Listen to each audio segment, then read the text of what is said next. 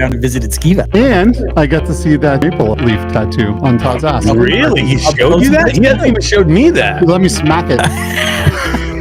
We've had so many people DMing us and leaving comments on our YouTube videos about how terrible Trombone Champ's going to do and the company's going to go bankrupt. To see it do so well on launch day was just like, you know what? That guy can kiss my ass.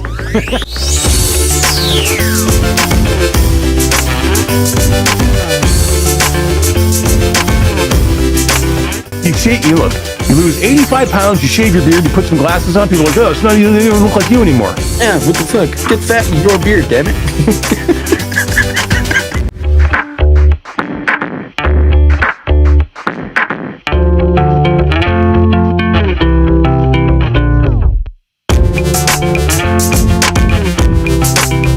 Like, he's already biased because he didn't get what he wanted. He wanted Alien Isolation. If you want Alien Isolation, asshole, go play Alien Isolation.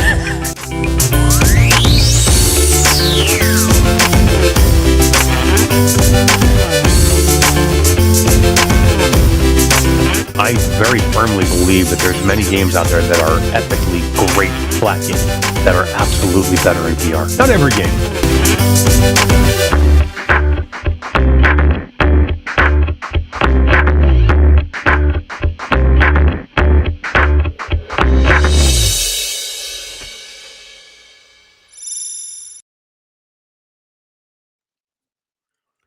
What is going on, everybody? How are we doing on this fine Friday evening? My name is Eric, and welcome to Q2C VR Gamer Live. That is now Todd.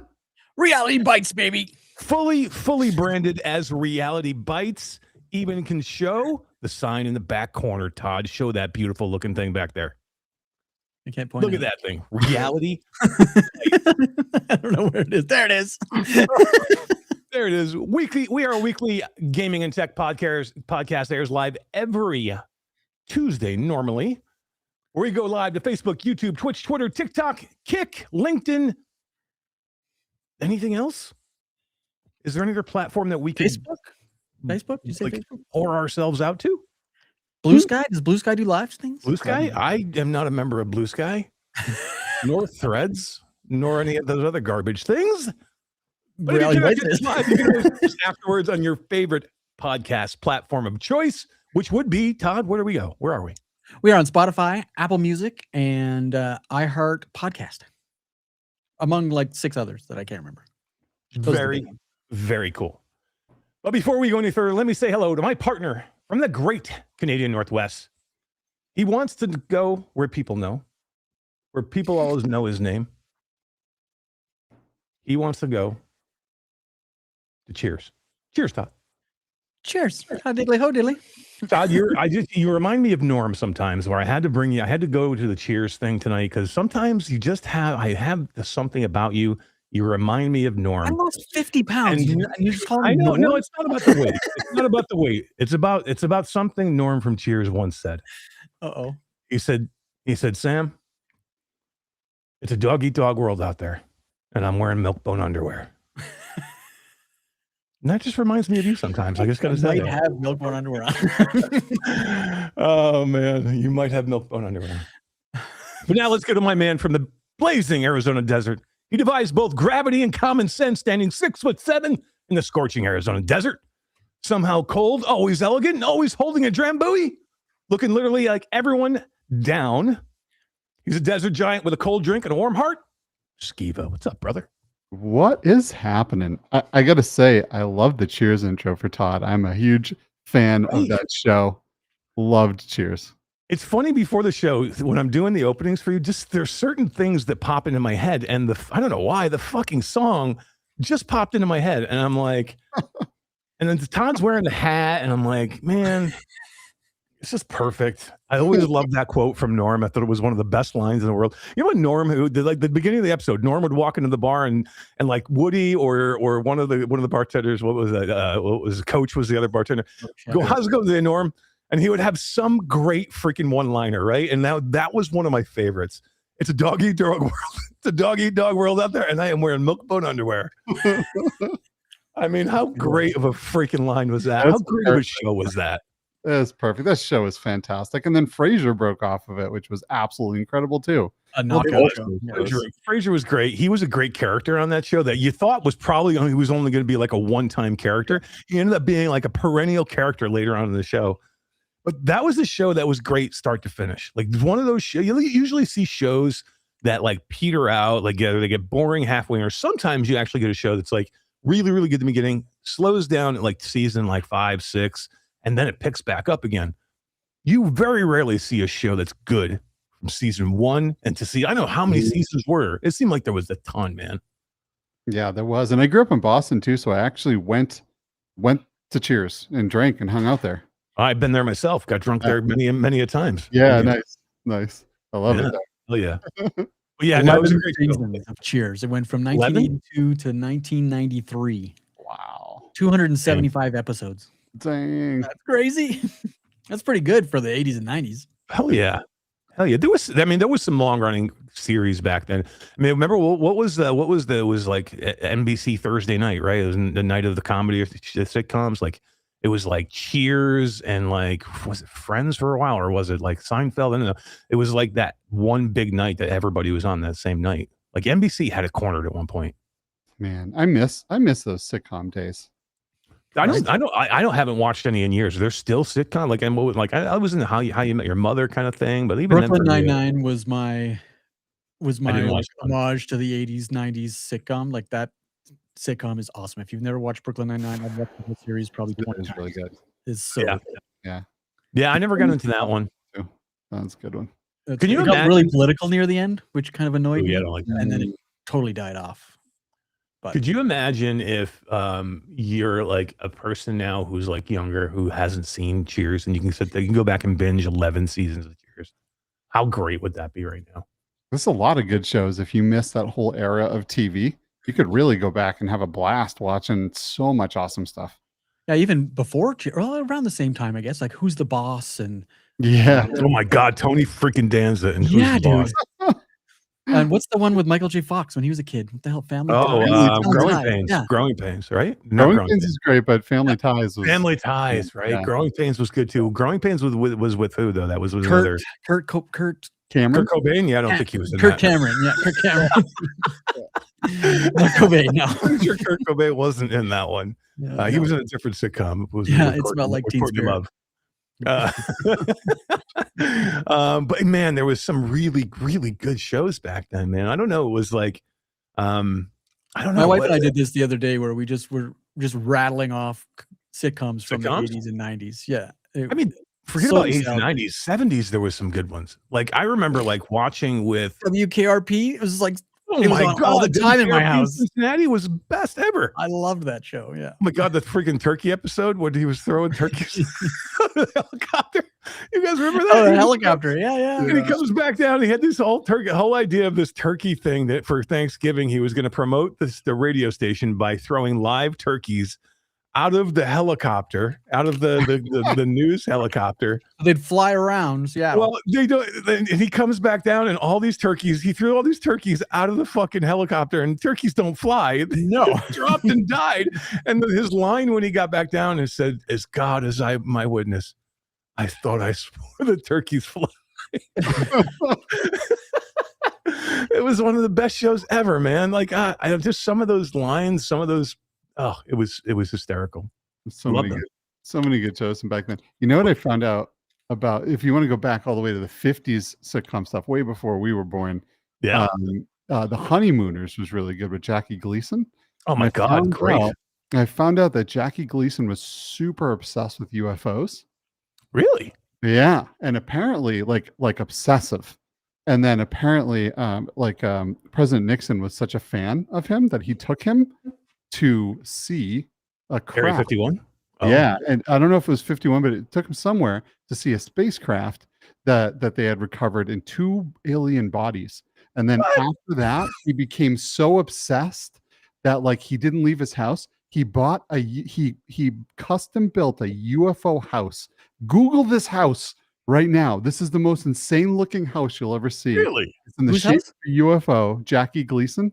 That's insane to me. Yeah. It's super crazy, right? Because he's such a fun-loving guy, super funny, and then it became super UFO. Wow. That I had never heard anything about this. I am also shocked. That's insane to me. That's insane. And that you would be able to find that news somewhere. This actually happened is like insane to me. Yeah. Everyone go out there and Google Jackie Gleason's house because it's the coolest looking place ever. Joe Rogan thought about buying it because it went up for sale, but then he was like, "Oh, everyone's look at this house, dude." No way. This is went for $5.5 million. So this is the original house, and he has since added on to it. Yeah. Another, but it's around the same time frame. Like, look at the house; it's like tin roofs and. Yeah, and if you see it from above, it's really, really cool looking too. That's super That wild. is so But funny. look at the Yeah, look at it in architecture in this. Yeah. Holy Damn, I crap. want this house. That is sick. Can you imagine living in Jackie Gleason's UFO house? How Right? cool would that life be? Oh, that's great. Look at that. That could be your office upstairs inside the UFO. I feel Oh like my you're just God. asking to get abducted. You know? They just suck up the whole ship. I'm like, oh, that's one of hey, wait, that's one of ours. Yeah, they're like, We must have forgot it here. It's like this one alien yelling at the other one, why the fuck did you park it way out here? Why did you I said cloak the ship. I said cloak the ship. Oh my God, you guys are killing me. That's crazy cool. Yeah, pretty wild. But that was cool. It was a cool homage to 80s sitcoms. How about some 70s sitcom? How about like MASH? Good sitcom. Barney Miller. You guys remember Barney Miller? Freaking hysterical sitcoms in the 70s and 80s. There's some really good ones. I mean, there's all the Anybody, children from the 80s, 90s. Anybody young out here going, what the hell are you talking about, Eric? But shit, man, if you're of the age of, I don't know, if you're in your 40s, probably. I don't know. Yeah, you probably got to be in your 40s, right? Mid 40s. My wife remembers all this stuff, and she's in her 40s. Remember All in the Family? Yeah. Oh my God, Archie Bunker. Archie. Can you imagine if that aired now? Archie Bunker would never be able to be on the air now. There's no way. Then we'd have one episode, it would be canceled. Yeah.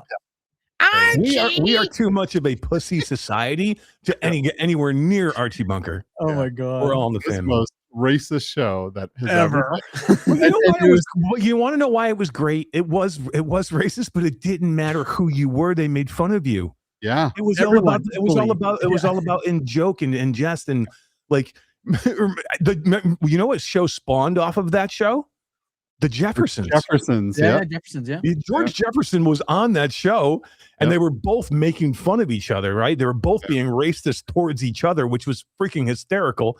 And then an entire show about a black family living in the Upper West Side of Chicago spawned off of that show. Yeah. And became another classic. Right. And it was supposed to show you how stupid racism was. But it ended up attracting a lot of racist people. It got backfired. Yeah. Oh my God. I remember it was one of the episodes with Archie Bunker, and somebody said you're a racist. He goes, I'm not racist. I hate everybody. Yeah. I hate everybody equally. I hate everybody. I ain't racist. What are you talking about? You know, it was great I think it was from the 80s or might have been the 90s, was Roseanne. And then they came back with Roseanne later, and she got canceled. Remember? Yeah. Super canceled. Yeah, you can't do the same shit. Yeah. And then, but then it changed to the Connors without Roseanne Barr. And the show, in my opinion, was like 10 times better than it ever was before. Really? Without Roseanne, just the rest of the family. It was freaking phenomenal. It was just the kids, though. It wasn't dad. It was focused around the daughter, right? The dad was there too. Yeah. Oh, was he? Oh, yeah, he was part of it. Yeah, they still had the house. It was just they killed her. They said that she died in an opiate overdose. Oh my God. Way to kill her off. Way to kill her off in a good way. Hey, let's kill her off in like a terrible, embarrassing way. Yeah, totally. But the show was incredible. And take her namesake show, call it something else. Yep, the Connors instead of Roseanne. Yeah, it was great. Yeah, very cool. Very cool. I love that we can just talk about like 80s and 90s sitcoms now. And we don't have to worry about pissing anybody off since we're no longer a VR only show anymore. Love that. Sanford and Sons. Mepper says Sanford and Sons. That's another good one. There's another good one. The like, old man who hated everybody. Everybody. The Even the Partridge Family was a good show. The big one. Yeah. Oh man, that was Rosie so funny. The Partridge Family. That's a great show too. Oh my God, Partridge Family was fun too. I think Fred Sanford, I want to say was like 40 years old there. Like if you look up how old was Fred Sanford, or the guy who played Fred Sanford in that show. I think he was supposed to be like an 80-year-old man, right? And I think he was like super young, really, or something like that. I'm gonna look. I'm trying to see, but it doesn't really say how old he was supposed to be. Man, there was so many good shows. I'm just trying to think of some other shows. I mean, there was some great like non-sitcoms back then too. I mean, there was some good dramas and like remember Hill Street Blues? Another good show. I don't remember that one. Hill Street Blues was a cop show. It was one of the earlier cop shows. It was really good. Red Fox, that's right. Real Superman 217, Red Fox. Yeah, he was. They gave us Doogie Howser. They gave us Moonlighting with Bruce Willis. They gave us freaking Doogie Howser. Moonlighting was great, by the way. Good. Yeah, Golden Girls was 80s. Actually, that was a funny show too. That was funny. I mean, if you're gonna watch 3, and that's another one too. The Golden Girls, the only one that was really old on there was Estelle Getty, I think her name was. All the other ones were not that old. They were like in their 40s, yo. Yeah. I'm fucking 50. I am not the Golden Girls. I'm telling you right now. We're the Golden Boys. We're going to rename our podcast. Like how were they the Golden Girls? But you look at them back then now, they look like they were 80. Yeah. Look up the age of the Golden Girls. It was like Rue McClanahan, Estelle Getty, Betty White. Betty White. Betty White was like 35 years old when the show was on. I swear B. to Arthur. God. I think B. Arthur was the oldest one, like in real life, not in the show. She might have been. Yeah. That's wild, man. B. Arthur. But Estelle Getty, the one who played the oldest, was the young. In fact, Wait a minute. Hold on. Brandon VR, you've never heard of Hill Street Blues also? Really? I've never heard of it. Chico and the Man. Chrome Colossus pulling out a Chico and the Man. Okay, that one I don't know. I remember that one too. So they were in their early 50s when it was filming. Okay. In Which 70s by the time it ended because it went for a long time. Yeah. So they aged with the show. They aged very well into the show. When did Will Smith's show come out? It's got to be around that time. Fresh Prince? Yeah, Fresh Prince of Bel-Air. Yeah, it's got to be around that time frame. Man. Him and DJ Jazzy Jeff. Born and raised out of his house all the time. Yeah. I love that show. Yeah. It was a great show. It was good. It was good. Another good one. Another good one. When was the Mary Tyler Moore show? God, yeah. You guys, there was a 80s like action show based around a helicopter. Airwolf. Yeah, that was so good. With Jan Michael Vincent. Yes. Jan fucking Michael Vincent, dude. That theme song was the ringtone on my cell phone for years. Oh man. What was the ringtone? What was the theme for like? Oh God, I'm trying to remember some of those. Was it like Knight Rider had a cool theme? Great theme. Sick. That was so good. Fantastic theme song to this day. And the show was great. Theme song was great. How about like like Fall Guy? Fall Guy was a great show with Lee Majors. Great show. There was the theme song for Fall Guy. I still love that. I would listen to that song today. You remember the theme song for Fall Guy? Todd, grab the theme song for Fall Guy. I don't care if we get demonetized. You'll take 50 cents, bro. 50 Cent can have my 50 cents, okay? Again, same thing too. Think about some of those shows back then. Think about how some of the freaking best like songs to go into those shows. We don't have that stuff today. Like the theme song from Cheers that we were just doing. That is a perennial song that just pops in your head and you know what it is. Yeah. You have to play. You could play 2 notes from. You could play 2 piano notes from Cheers, and then boom, you're like, I know what it is. That's all it is. And then those couple of piano notes would automatically bring you back to that show, and you'd have the feeling of that show, and you'd be like, oh my God. $6 Million Man. Hell yeah. Oh, that was awesome too. That was great. Man, can we take a second to pay our respects to Chuck Norris right now? Yeah. Dude, wait a minute. Chuck Norris defies death. There's nobody that can kill Chuck Norris. I think he's in the afterlife right now, whooping death's ass, and he's just going to come back. You think so? You think he's like, fuck it, I'm going to become death itself. He's the new Reaper. He's like, screw it. For all my Call of Duty boys, I put in our Discord chat, I said, Chuck Norris didn't die, he just prestiged. Yeah, he prestiged. Dude, that's epic. Dude, that's epic. Oh my god. That is epic. That is pretty Oh my epic. god. Yeah, I mean that's a sad one. He was like 86 years old, I think. Chuck Norris. Yep, 86, died of natural causes. Yeah, that's pretty Damn. wild, man. That's pretty wild. I can't believe Yeah. it. Like, I really thought he would have kicked the Grim Reaper in the nuts. I want to see Area some 51. Chuck Norris memes in chat. Yeah. Area 51. Chuck Norris took over heaven. He's like, God, move over. I'm Chuck Norris. Too funny. Chuck Norris can kill 2 stones with 1 bird. That's great. I love it, man. I love it. When Chuck Norris cuts onions, they cry. Oh my god. Nice. What a Yeah, legend. Chuck Norris had some great movies too. Yeah. I'm trying to remember some. Oh my god, he had so many good. What about oh god, what was the one where he was like a ranger? Not the TV show, but Oh, it was Walker, Texas Ranger. well, that was the TV show, but there was a movie he did where he was a ranger. God, I can't remember it now. It was oh my god, this is so many good movies with Chuck Norris. I mean, if you look up Chuck Norris's movies, I think the list goes on for. Oh yeah, grab a couple. Let's go over some. Yeah, I mean, like one of the latest was the Expendables 2 when he was in that. Yeah. Like it was like every action hero. That Yeah, was. I didn't see that one. I saw I think I might have saw a little bit of the first one. He changed though, right? Like in even in Expendables 2, he wouldn't do any violence. Oh, really? In his later life, he had gone really anti-violence, and he Really? yeah, even in Screw his that. appearances on shows and stuff, he wouldn't do any martial arts or anything anymore, which was kind of a bummer. But is Delta Force was one of his movies that he did. Like I think there's 3 Delta Force movies. was great. That was like his version of Rambo, right? Yeah, that was a great movie, Delta Force. Enter the Dragon. Yeah, he was in Enter the Dragon with Bruce Lee. Young Chuck Norris, but no mustache Chuck Norris back then. Missing in Action. That was another good one. Oh, good one. That was that a was a really good one. That's another Rambo-esque time frame. Mhm. Yeah. Yep. There's one Yeah. called Silent Rage that I haven't seen, but the name is Silent great. Rage. I don't know that one. Me neither.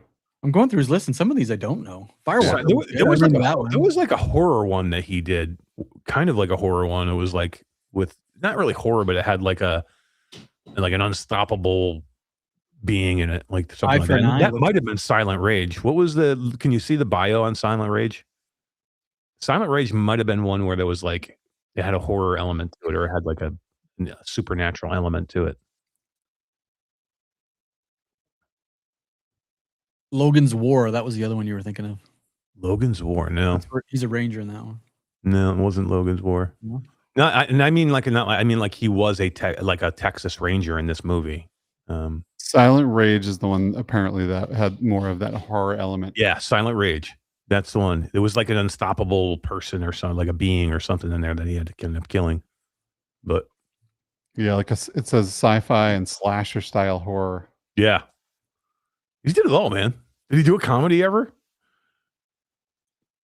Oh, he I must. don't know. He must have cameoed on them, I would imagine. Firewalker. You don't remember that one with Firewalker. the black action hero Lou Gossett Jr.? Lou Gossett Jr. was a black action hero? Yeah. I don't think so, bro. You don't remember Lou Gossett Jr. from Officer and a Gentleman? Lou Gossett Jr. from Iron Wing? Iron what was Iron Eagle? Iron Eagle, yeah. I'm not sure if I would classify him as a black action hero. An 80s action hero? No. Okay, no, I'm not sure. I'm putting Lou Gossett Jr. as a hero. Like you don't even have to classify him as black at that point. We know he's black. I don't have to say black action hero. I don't think he was ever an action hero. I don't know. I'm looking at his movies. He is in a lot of action movies. Do you remember like Lou Gossett Jr. being an action hero? Like I'm thinking of like I don't know, like action heroes. Like But he was in a lot of comedies. well, he was an Officer and a Gentleman, for God's sakes. Well, you can't blame him for everything. He made a cameo in the movie Dodgeball. Do you guys remember Dodgeball? Yes. No, I don't. I do remember. I love the movie, but I don't remember what was his cameo in that. I don't remember that. It was just a quick joke. He just popped in for a minute. I can't remember what it was either, but I remember he was in a cameo. But that was yeah, a great movie. it was a really good one. Nobody makes me bleed my own blood. Ben Stiller was hysterical in that movie. He's great. There's some characters in movies that absolutely kill me. You guys remember the movie Tropic Thunder? Oh Yeah. yeah, that's a great movie. Robert Downey Jr.? What's his name's character? And he was only a bit part in that, but Tom Cruise? Tom Cruise's character at the end, like Les, his name was Les Friedman or something. His name was. He was hysterical in that movie, and he was only in a small, tiny part of it, but he was so funny. It was so good. Yeah, All that right, was. A good one. I gotta show something here before we forget about it. Yeah. This is pretty cool.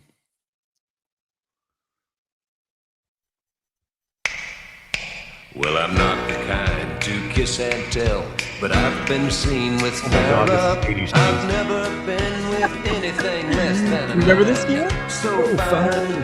I've been on fire with Sally Field, Blown gone up fast with a for- girl named Bo. Oh my God. But somehow they just don't end up as mine. It's a death-defying life I lead. I can take my chances. There's no CGI here, people. In the movies and TV. And now every what's my leading lady? My leading ladies. Kiss some other guy while I'm bandaging my knee. I might fall from a tall building. I might roll a brand new car. Oh, Dukes of Hazzard, remember that show? Yeah, I love Dukes of Hazzard. That was a great show. General. That's a great theme song. Heather Thomas was in this too, by the way. Never spent much. All right, I'm gonna stop it because it's 6 minutes long. Dude, it is a great. No, that's what I'm saying. It is a great theme song to a show that, like, and it's 6 minutes long, and it's really so good. That's hilarious. I'm telling you that I remember watching that show. Dukes of Hazzard was another huge show I used to watch constantly. Friday night, Dukes of Hazzard, man. Oh, We should make a VR game that's like Quantum Leap styled, but you just leap into the different TV shows of the 80s. Dude, that would be good. oh my God, my complete and utter job would be nothing but running around Hollywood signing up IPs. Yeah. One game. Christ, I need 5 of me to do this. Great. I would do it though. I would absolutely do it. I would give up everything tomorrow and go do it if we could ever do that. That'd be epic. What a game. Yeah. What a game that would be. What a game. That would be wow. Area 51 did Tropic Thunder had blackface. Am I wrong? No, you did. It was Robert know, Downey Jr. Yeah. He was playing a guy who plays a guy that does He blackface. played a guy who played a guy who played a black actor. That's right. Yeah. Oh my God. That was a great show, man. That theme song was killer. It was great. Like I could listen to that now and be just like, it's amazing. Love it. They don't make TV like they used to. That's No, for sure. they don't. Believe it or not. Oh my God. Remember? Believe it or not? Greatest American hero. Greatest American Hero. Yeah, but the song, Believe It or Not, I'm Walking on Air. Yeah. Such a great song. That show, like I still have a Greatest American Hero shirt that I Do you wear. really? Oh, Bright wow. red with the logo right in the middle. Dude, I loved that show. Me If, too. if there's anyone out there that does not know this show, it's about this guy that an Finds a suit. alien spaceship comes down and drops off a spacesuit or a superhero suit for humanity, and the dude instantly loses the manual and doesn't know how to use the suit, and like flies and crashes into everything, and like he just oh god, it's such a good show. Absolutely love that. William Catt, man. Wow. He had like the freaking blonde curly locks. Yeah. Remember? Like that was so good. Shout out to the shirt I'm wearing today, Skeeva. Dude, Mass Effect. Let's Mass go. What a series, man. Love that. I remember when we got that shirt. It was like PAX, wasn't it? Yeah, it was one of the PAXs. I think you're right. Like PAX, yeah. PAX West, or yeah, Wow. PAX West coming up again, not there. PAX East coming up again soon. PAX East, yeah. I've never been to PAX East, and I grew up in Boston. It's crazy. So I was there at PAX East last year, and I had a hotel across the street. Had my press pass. You Never went inside. Never went inside because we were launching. I think we had a showcase or something launching, or we were launching Surviving Mars Pioneer or something was going on, and me and Miles Dyer and Natasha were in the lobby working. Like they had a lobby bar, and we were there working the entire time. And like all the game cats were there. Brian Paul with all the game cats were there hanging out. Wes Dillon was there. AJ, Brian, game cats. Damian Ruffy and his dad Brian Ruffy were there. Good time. I just never made it into fucking PAX. It was What a legendary literally was right across the street. thing. Legendary crew you just named off. Yeah, no, it was cool. It was awesome. And you know what? I will announce now. I'm going to go to the next Game Cat meetup, and that's coming up. And I am going to head out there. When is that, Skeeva? Is that next week? No, that's not until Is it April? next month, I think. It's called, what is it called? Level Up? Level Up. So I'm going to head out to Vegas I think I'm going to head out on April 24th, and I think I'll be there until like the 29th. So I'm going to head out there from the 24th to the 29th. There is It only goes to the 26th, though. Yeah, for the event, but I'm just going to hang out in Vegas for a few days. Nice. That's cool. Yeah, I think I'm going to be in Vegas till Tuesday, whatever that date is. Nice. I'll be there for at least one of the nights. Yeah, I heard you were driving in, which is going to be awesome. I haven't seen you in a while, so that'd be great. Yeah. But yeah, I'm gonna fly out. I'm gonna fly out with Miles Dyer. The two of us will fly in together, hopefully, and then we'll hang out with the cats, and we'll be there. We'll be there for that event. I don't even know if I'm going to the event. I don't think I'm going to the event. I'm just going to go there and hang out with the cats. I'm going to go to the community, represent Flat to Be Our Studios. You know, kind of show some support for Brian and the PSVR Without Parole guys, and yeah, it's going to be an awesome time. Miles Dyer, Brian Paul, Wes Dillon, his wife Michelle will be there. Cool. Todd, you should fly in. Maybe. I'm busy that week. How dare you? I'm sorry. Oh man, your camera has got some serious lag to it. Yeah, he went all laggy.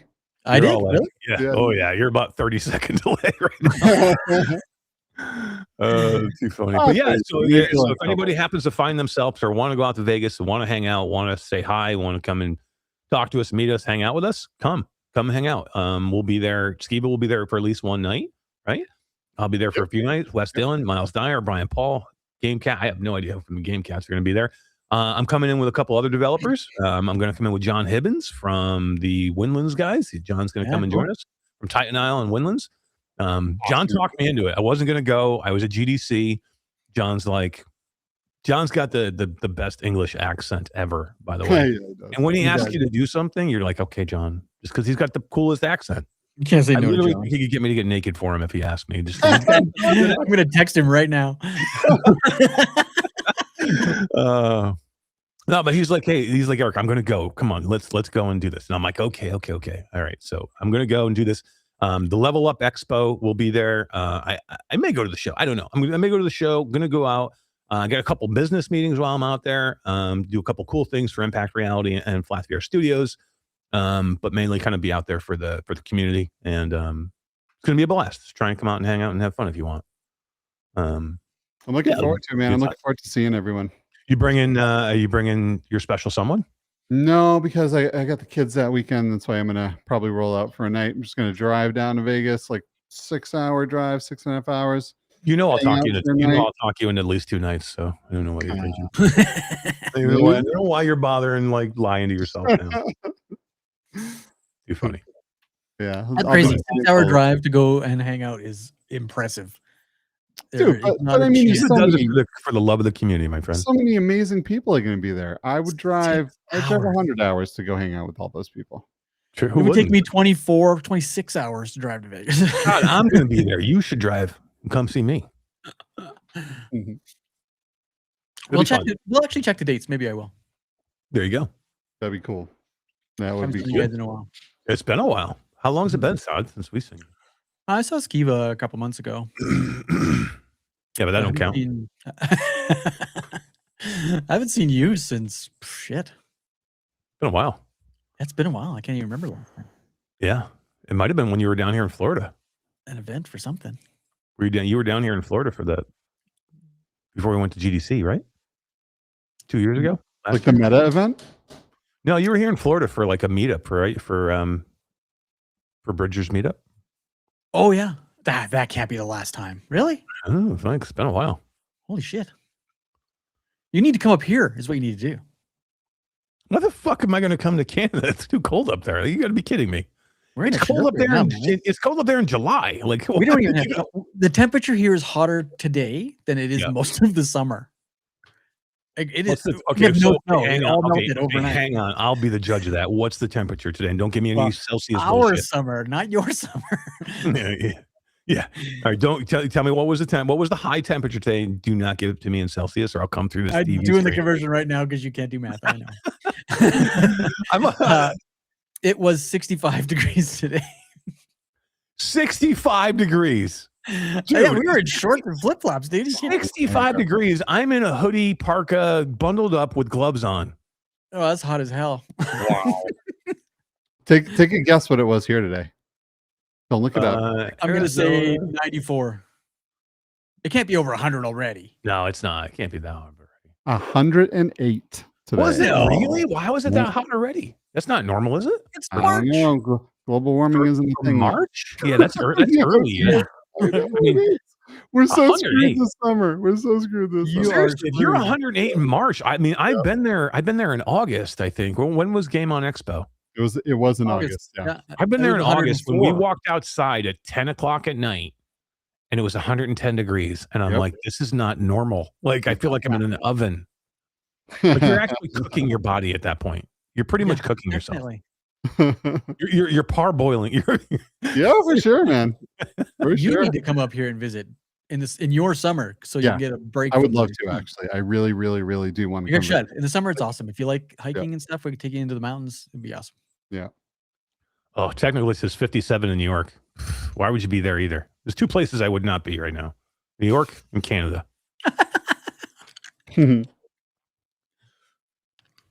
Not much you can do to get me back to go back to New York. I'll tell you that. No. No.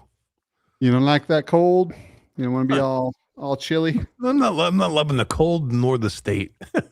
Nor the state. Dude, New York is awesome.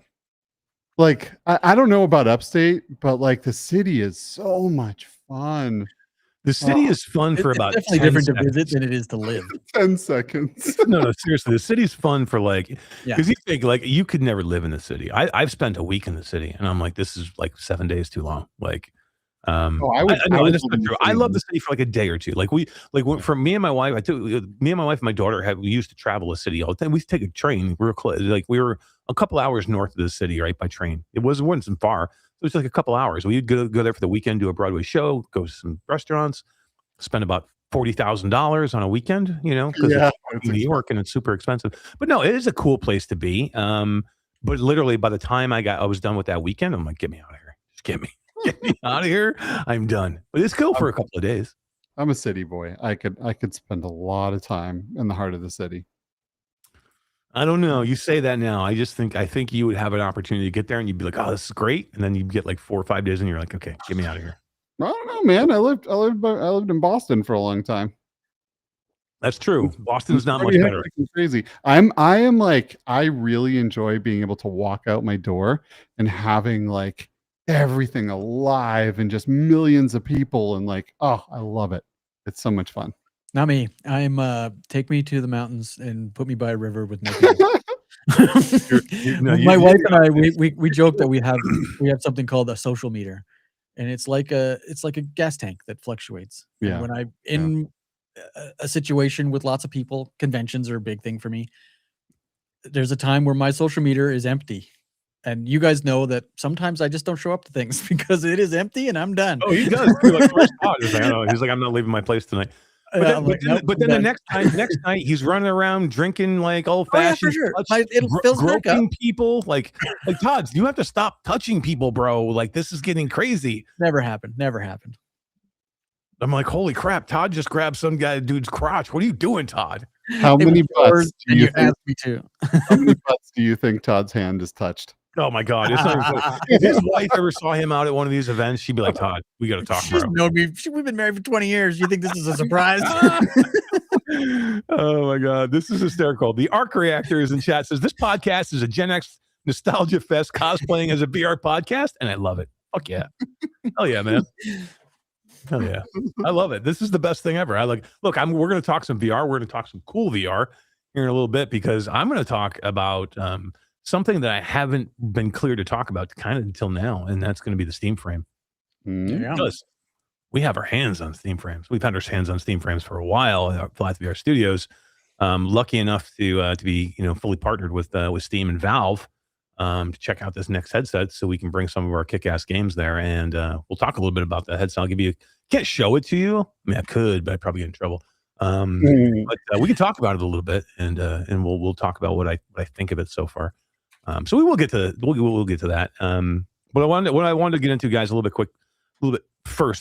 very quickly, was GDC, because just got back from GDC last week, and you guys have both been there. It's I think Skeeva, you were there last year, I believe, right? No, it was 2 years ago. Was it 2 years ago? Mm-hmm. Yep. Last year's the only one I missed. No. 2 years ago we did the booth with Max Mustard. Last year was the year that we did GDC, and we had all the demos, and we had 53 meetings in 4 days. And you were there for that. You got sick. You and Elliot both got sick. Oh, I remember. But you guys went. I could have sworn you went to one GDC before. So Nope. it wasn't. It was like a year ago. It was just you and Jasmine and Tom and Natasha. No, last year was all of us. Last year we had Miles Dyer and Wes and Alexander was there, and you and Tom and Well, I Steve do and remember Natasha. that me and Elliot got so intensely sick, like I remember that. horribly sick, but we powered through. Like, I don't even know 15 hours of meetings a day doing demos, and it was insane, but it was a blast though, man. Yeah, we had a good time. A good time. So you were there that year, Todd. It's been a few more years for you now, I think. What, 2 I've missed now. Yeah, the last one I was at was the Max Mustard year. Okay, so that was 2 years ago for Max Mustard, because we were showing off Trombone Champ. So that was spring of 2024, and we launched the game in the fall that year. That was our first kind of coming out party for Flat VR Studios too, which was kind of cool. Splitting that booth with Toast Interactive and Richie and Max Mustard was a lot of fun. It's Ricky. Ricky. I told him that too. I'm like, I know, it's right in front of me. I'm like, I just want to apologize for my podcast partner now. Called you Ricky in a video for like 10 hours. I'm like, it's not good. My bad. Not good. I live in Mass, and I stay out of Boston mostly because of the traffic. I don't blame you.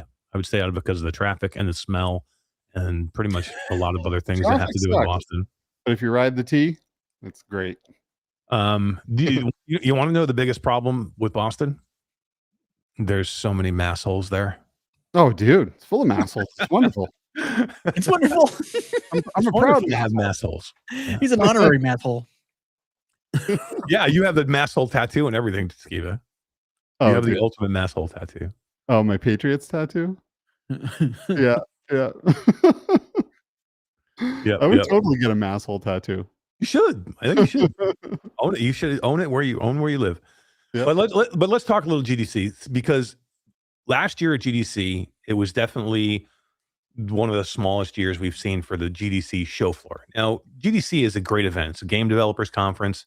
It's mainly there for game developers to go out and listen to and learn from other game developers. But it has also morphed into a big show floor where you'll see a lot of games being played and displayed. You have, a lot of the different countries around the world have booths, and they bring games and small studios in from those countries so they can show off their games that they're playing. It's a lot of flat gaming, it's a lot of VR gaming. It's kind of a mix of everything. We've seen it to where it's as big as Resolution Games had a huge booth. Meta's had big booths there. The old Pico, Aeolia guy. What was that? IMAX. Jason Parks. Yeah, he had a big booth there. Remote too. Yeah, for sure. But we've seen it grow over the years to get pretty big, and we were there 2 years ago. Again, we were showing with Max Mustard, and it was fairly decent. Last year, it was definitely downsized. Big booths weren't there anymore. So Nintendo's not there, PlayStation's not there. Even Apple did. Apple was there, but they didn't have a booth. Meta had a booth last year. They had a booth this year. One of the only ones. You're just not seeing those larger booths anymore. Epic used to have a huge 2-story booth that was super cool that they would give shirts out at, and Right. Just They had a bar tons of upstairs. stuff to give away. They had a bar where you come and just get drinks. They were, Yeah, that was you know, cool. Yeah. yes, and Unity would have be represented, and it was a large show floor. It was a booming show floor, so it was a great conference because you could go and listen to some of these amazing talks by amazing developers making great games. Like I've heard some of the best talks on development and games in running game studios, or there's a million different things that they talk about. They talk about game development themselves. They talk about game design. They talk about gameplay. You talk about running studios, talk about marketing. There's everything that's mixed in here. They do great, incredible talks, which they still do. But then they used to have this thriving show floor also that was like, so it was like a conference inside of a developer's mecca of learning and getting together. And one part is still there and the other part is not. The one part that's not really there anymore is the show floor. It is a ghost of what it used to be. Guys, half the floor that you used to see is like completely cordoned off. Oh, wow. They don't even want you to see how empty it is, so they just like shut it off, cover it up so you can't see, and then it's a ghost of what it used to be. GDC really has always been known to be a very expensive conference and an expensive place to show your games. I wonder why during times like this, why don't they like cut their prices in half? You know what I mean? Try to fill the floor still. But get with the time that's happening. When the industry's flourishing, charge a little more. When it's not, charge a little less. I mean, hell yeah, that's pretty wild. We do have a Without Parole in chat. Would you? Hey, no way. What's up, Brian? We were just talking about you. We were just talking about that I officially announced that I'm going to be heading out to Vegas, and Skeeva's going to head out to Vegas as well to hang out with you and the Game Cats. In April. Yeah, right. We're going to be there. Going to be great. I'm looking forward to it. Some people finally talked me into it. I'm just like, okay, I'm going to go. I'm going to go do this and go do that. And we want to kind of represent and do some cool stuff and talk some flat to VR stuff out there, maybe with the Game Cats. I don't know who I was talking to the other night. I said, I think I was talking to Wes or Miles. I'm like, maybe we bring some special news, flat to VR news out to the Game Cats in Vegas. That'd be a Give him something special. Something special. Yeah. Maybe give a little hint of something special coming for the PlayStation crowd that they don't know about yet. That could be cool. We could do some hints. We could do some serious hints. Maybe while we're out there. But that'd be awesome. A lot of fun. I vote for that. Yeah, hell yeah. Oh, is Awesome Tatum coming? Hell yeah, I'll pick you up along the way. Me and Miles. Miles Dyer. So here's the plan. Miles Dyer is going to come here, going to stay with me for a week, hang out in the sun, put some color on that white pasty Brit that he is. I got to be careful though. I got to flip him over like a hamburger. He'll burn. Like you bring Miles Dyer here to sunny Florida, and I'll have to turn him over, otherwise he'll get crispy on one side. You know what I'm saying? We're going to get that boy a little color, and then we're going to fly out to Vegas together, and then we're going to have a really good time with the cats, and Brian and AJ, and John Hibbins and a few other people. Hell yeah. Brian says we're going to be filming a lot, so we'll be sure to get you guys on camera a bunch. Sweet. We're down. It'll be cool.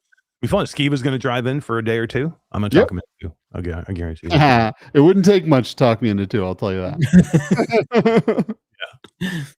I'm almost ready to say yes right now. So I got you hooked, man. I got you hooked. I think there's going to be more VR at this event than there was at the GDC.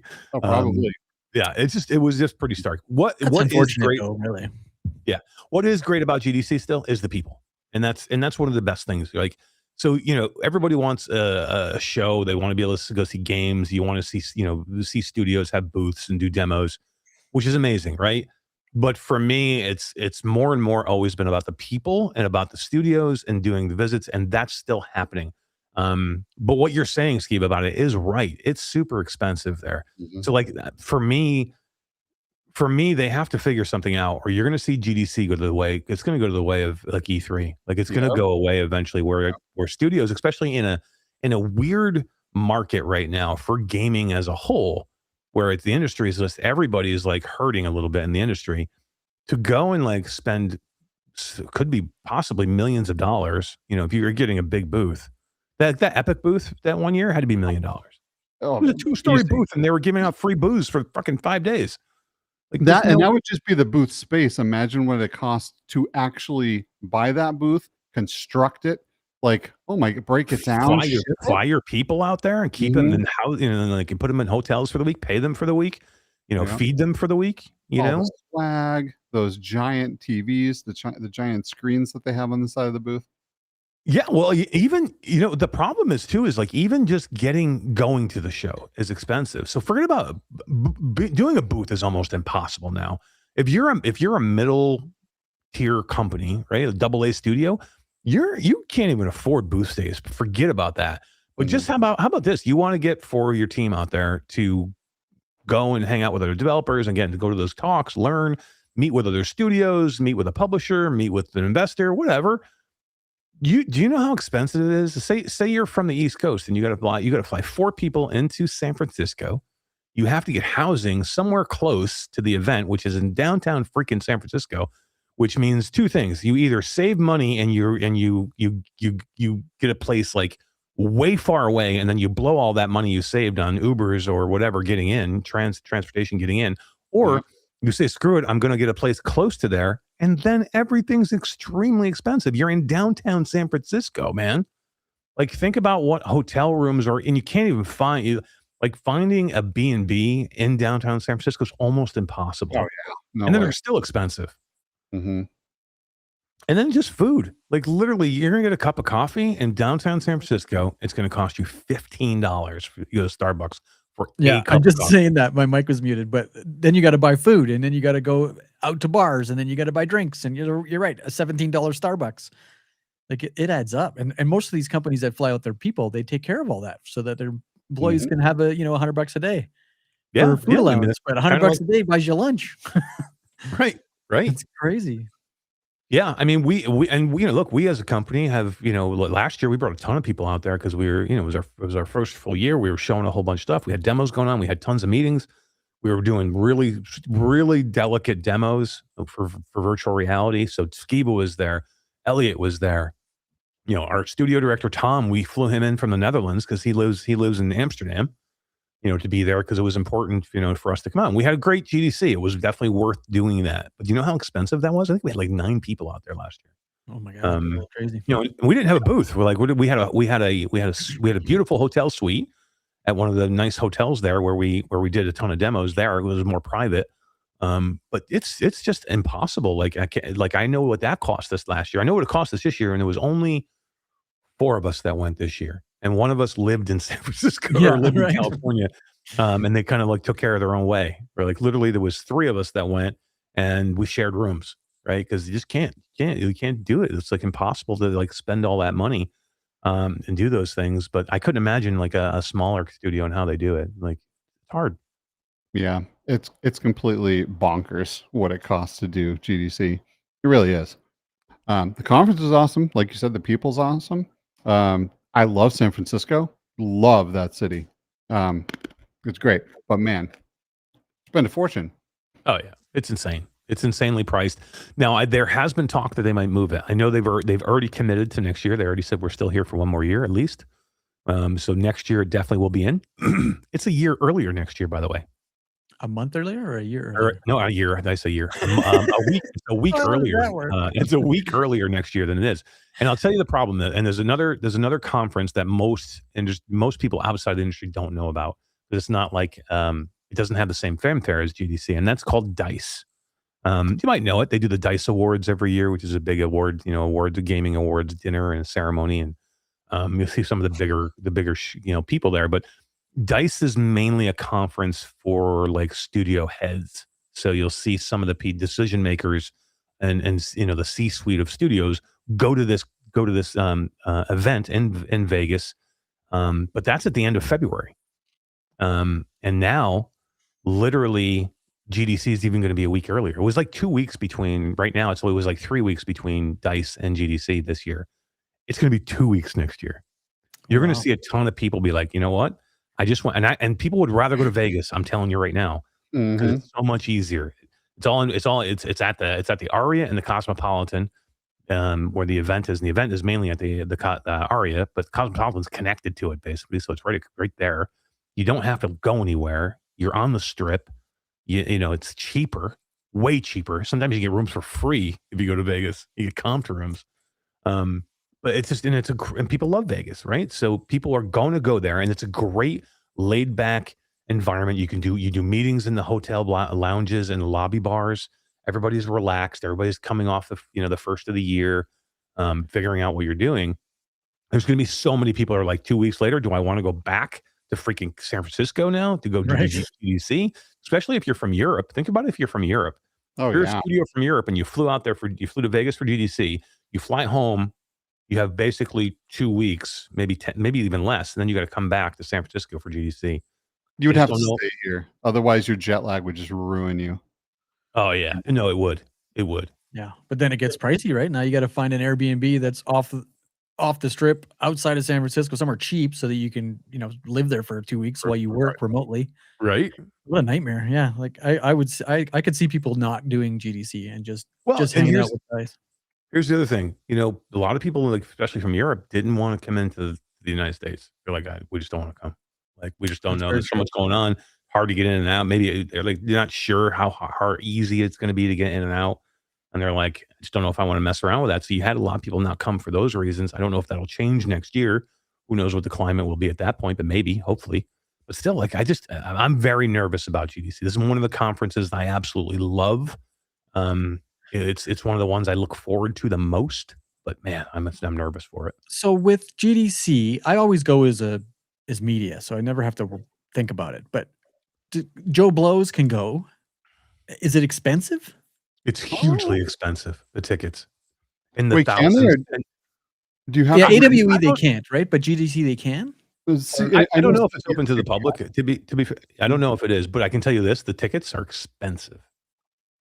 Like, if you want to get in for the talks, which I think you have to be in the industry to get into the talks, so there's not open to the public. Though, like, to have that pass that allows you to get to the talks, it's like $2,000 to get in. Oh my God! No wonder nobody goes. Yeah, Jesus. Yeah. And that's not the show floor, right? Isn't that just the talk? Yeah, that's just talk. I think it gets you everything. I think like the $1,800 or $2,000 ticket gets you access to all the sessions, plus the show floor when it opens up. But it's expensive. It's crazy. That's another thing too. Is like they've made it. I think they do have like a student discount. So if you're a student in the gaming industry, you can get in as a student discount, which is cheaper. But like literally, if you're say if you're a small developer, but you want to be part of it and you want to go to the sessions or you want to like learn from other developers, you're probably not going to be able to afford a ticket. Who can afford that? I'm looking at the pricing right now. This is crazy. Yeah. What's the show? What's it showing? So it's showing here. Let me just show it. There's two like major passes type. Festival pass. Look at this. Yeah.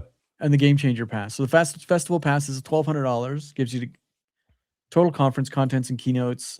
You do get hall access. Opening night.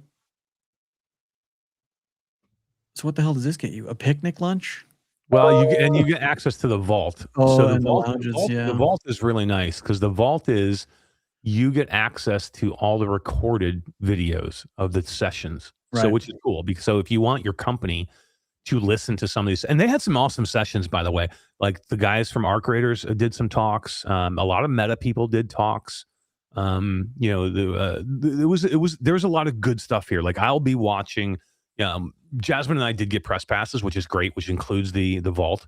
Yeah. So we'll be able to use that with our studio, and like they'll be able to get access to the vault. There's a lot of good stuff in the vault. Like I would if you're going to do it, I would recommend it because you get access to all of that stuff. That's super cool. But it's $2,500. It's $2,500, yeah. But literally, so the cheapest pass is what, $1,200? No, the cheapest one is $649, but I don't think this gets you floor. That gets you. I don't think it gets you any of the sessions. Yeah. Yeah. An academic pass at $550. What student do you know? That's gonna be over $4,000. I know. I thought it used to be cheaper than that. Yeah, it used to be cheaper than that. Student pass should be free. You would think. Right? That's crazy. You would think. Apparently not anymore. It's $800 to not even go and just digital watch the vault stuff. Wow. They definitely need a pricing adjustment. They're man, this is exactly what E3 did, and E3 burned. That's too bad, man.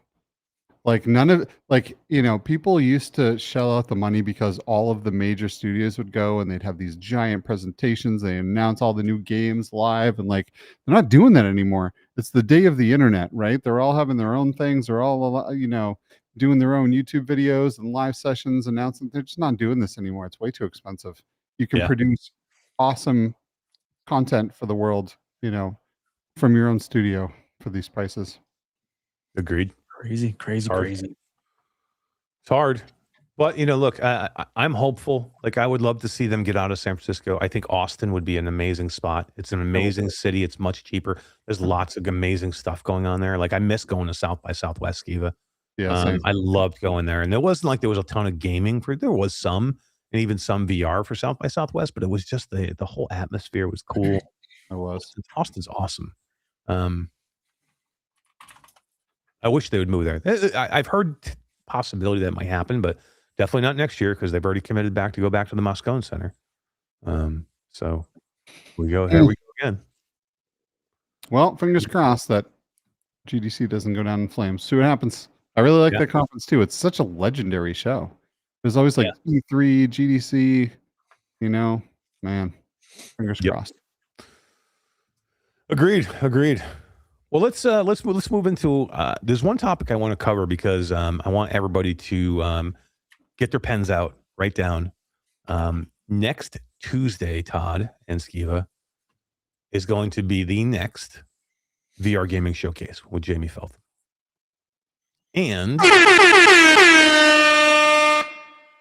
get yourselves ready because there is going to be some really, really cool announcements from a lot of studios. And you're going to hear some shit you haven't seen before. It's going to peel your wig back, bro. It's going to be awesome. But I'm also telling you now. But I'm also telling you now that that Flat VR Studios will be there represented, and we got some really, really cool shit to tell you guys. So get your pens ready.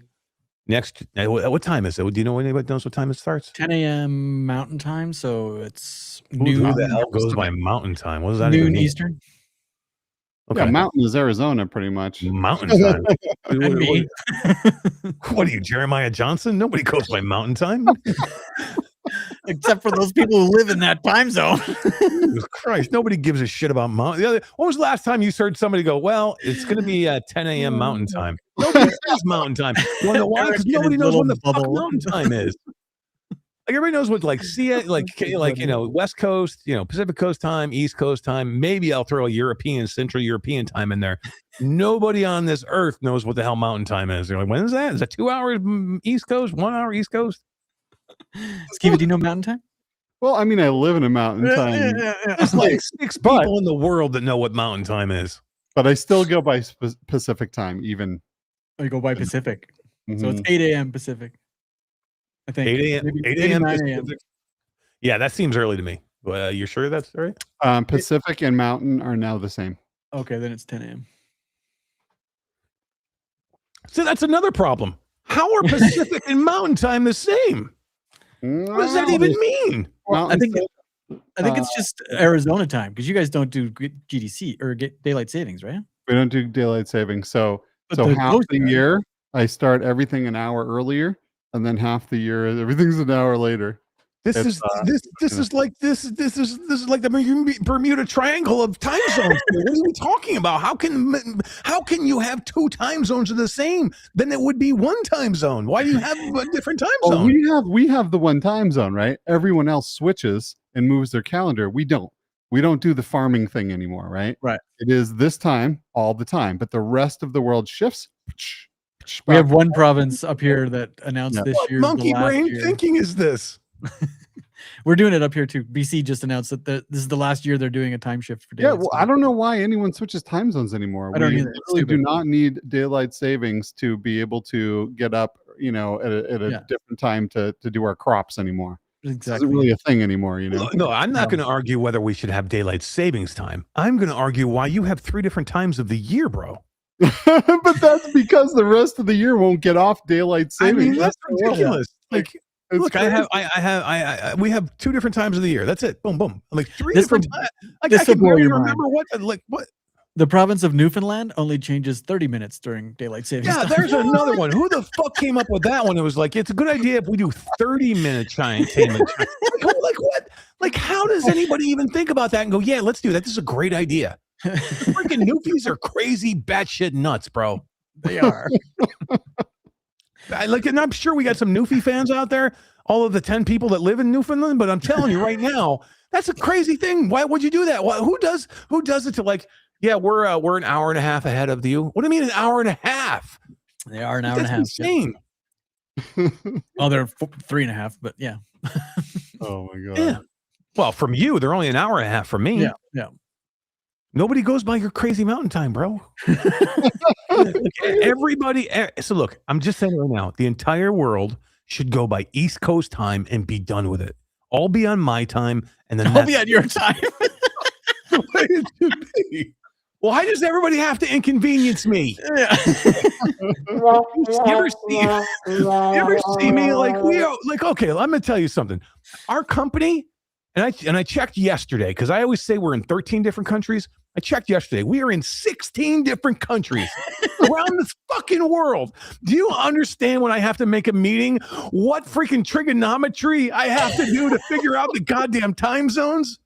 And we undoubtedly get it wrong all the time. Every time we Like, get it wrong, literally. someone's waking up at 2:00 in the morning to have a meeting. I'm like, what? You're 5 hours ahead of me, 6 hours, and then God damn that when the time changes, and then I'm like, what? Hold on, European time's 5 hours? No, there's 6 hours now. Wait, why? Where did that happen? And then if I go to China, just Christ, China's 13 hours ahead of me, but sometimes it's 14 hours ahead of me, and then sometimes it's 12, depending on where it is in Asia. And if it's in the afternoon, it's the next day. Dude, God damn, I have somebody who's in fucking Australia trying to figure that shit out. Yeah, they're like ahead in time. We can't hire anybody from Australia. It's literally crazy, because then it's Europe, because then people, and then I love what people do. I love what people do. They're like, we're GMT +3. Get the fuck out of here. I didn't even know what the fuck that is. Why are you giving me GMT +3? No, I'm GMT -2. What? I have to get my pen and paper out and try and figure out what the fuck that is. Tell me what you are compared to East Coast time, please. I'm GMT -6. I'm Plus three, GMT plus, I'm GMT -6 +3 +4. Carry 7. Okay, like where are we? Where are we in this world? Why are you giving me GMT minus plus anything? I mean, why are you? Who's giving me Greenwich Mean Time? Please. You're going to pull Greenwich International Mean Standard Time. No, it's no, East Coast time. Boom. The entire world runs off the NFL Coast time. 1 o'clock game, 4 o'clock game. 4 o'clock. 1 o'clock game, 4 o'clock game. Anything else doesn't make any sense to me in the entire world. Imagine if it was the same time everywhere. It should be. Mm-hmm. It should be. Yeah. Think about workflow. In a day and age, right? In a day and age where where remote work, working with people from around the world is a super real thing. Like, look, I just told you, our company, who's this tiny ass little video game company, has people in 16 countries. 16 countries. Do you understand what it is when we try and work together? What has to happen to get this done? Like, look, we have people on the West Coast, right? They have to get up at meetings at 5 a.m. so they can get somebody that's in the Central European time so they can get done before 7 o'clock at night. That's impossible. Then forget about it if you're in Japan where you're 13 hours ahead. You're like, this is insane. Poor Will. Poor Will. I feel bad for Will. Making Will get up at 4 o'clock in the morning to take a meeting. He could move. Like, what the hell? I'm sorry. Can you just move for me? Look, I mean, hey, companies do that shit. They try. Some have tried and not. You're like, yeah, just move. Like, if you want to work here, you'll move here. Well, fuck off. Like, I don't think so. I love that we're remote. I love that we're able to find talented people from around the world. This makes us such a look. You limit yourself. This makes us such an agile company where I don't have to say, well, say if we were based in Florida, like that means I can only bring in people that live in this area, or you have to move here. Say you live in Germany and you're like, and I'm like, well, yeah, I love you. I think you're great. You got to move from Germany to Florida. They're like, I don't want to fucking do that. or say if we were in Germany and you live in Florida, and like you have to move to Germany. I don't speak German. Well, you know, never see your family again. Come work here. Yeah. It just allows us to be so much more of a talented, agile company. Being, you know, because literally I can go find the most talented people in the world, and because of what we do, and we're so specialized in what we do, we have to. Like, we would never be able to do what we do if we could only hire people that were here, you know, either in Florida or Arizona or San Diego or whatever. That we would limit ourselves so much. There's talented people everywhere. Yeah, we have people in Japan. We have people in Germany and Spain, England, the Netherlands, Indonesia, Malaysia. Boss is from Malaysia. She's awesome.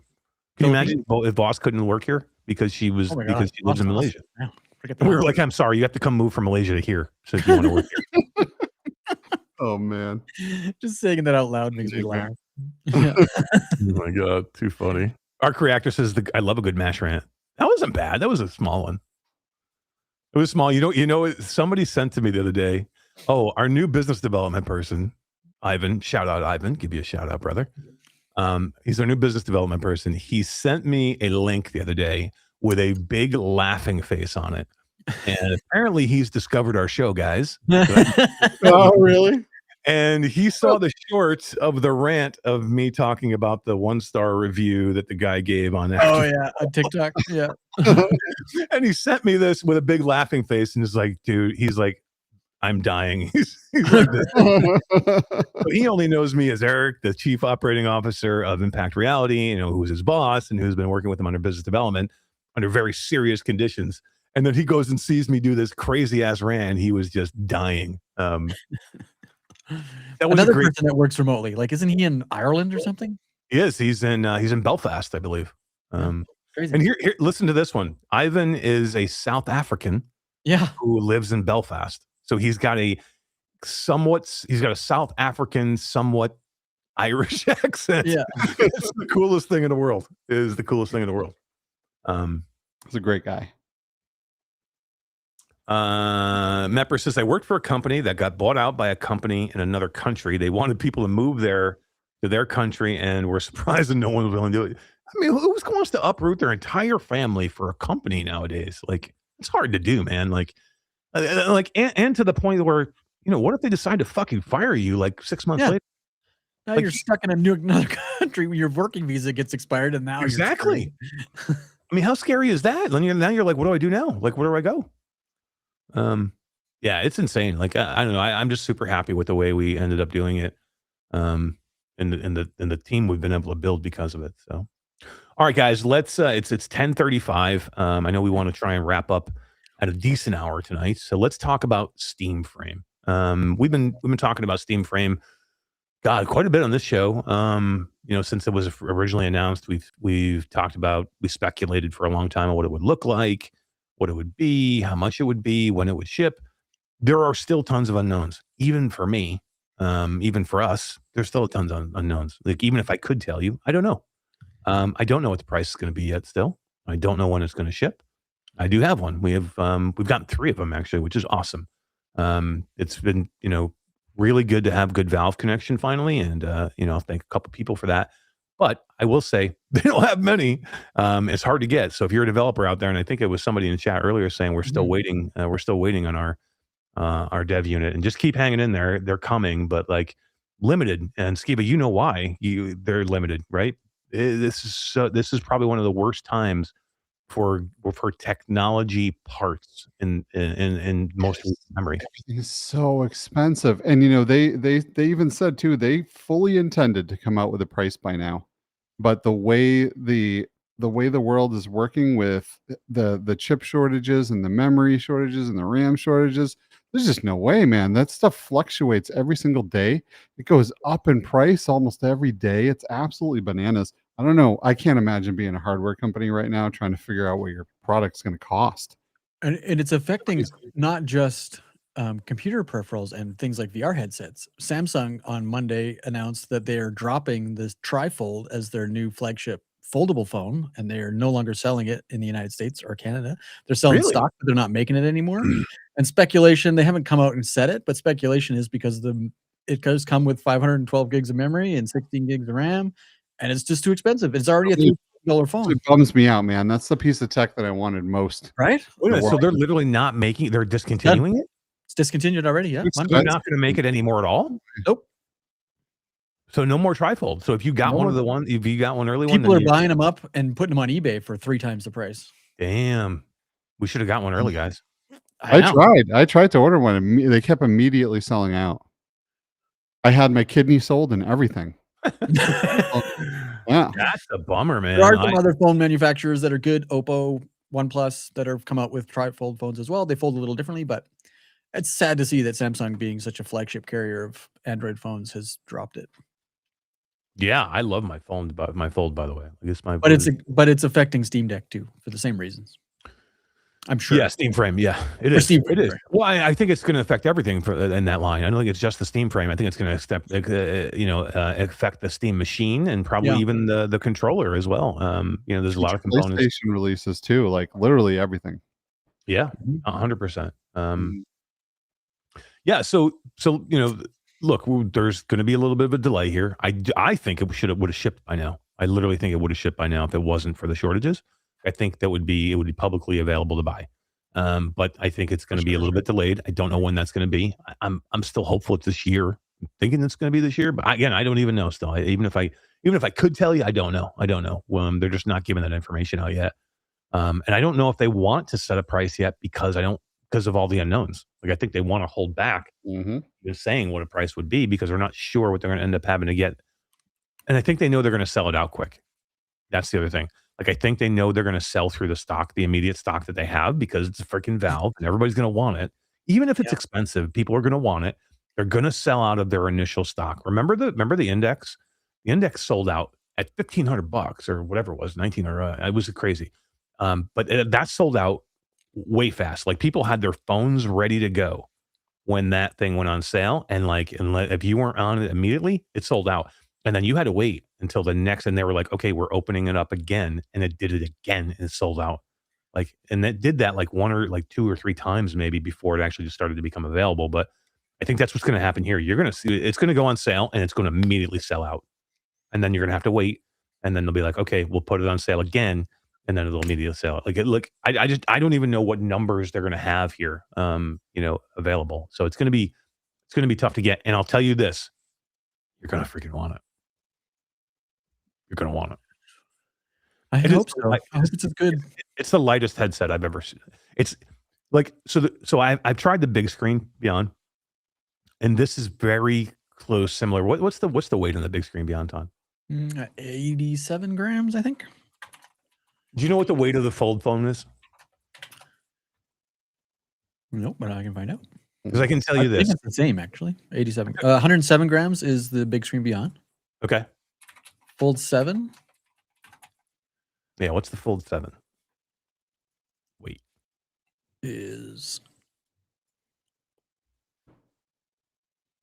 Drum roll, please. Right here. Yeah. Drum roll.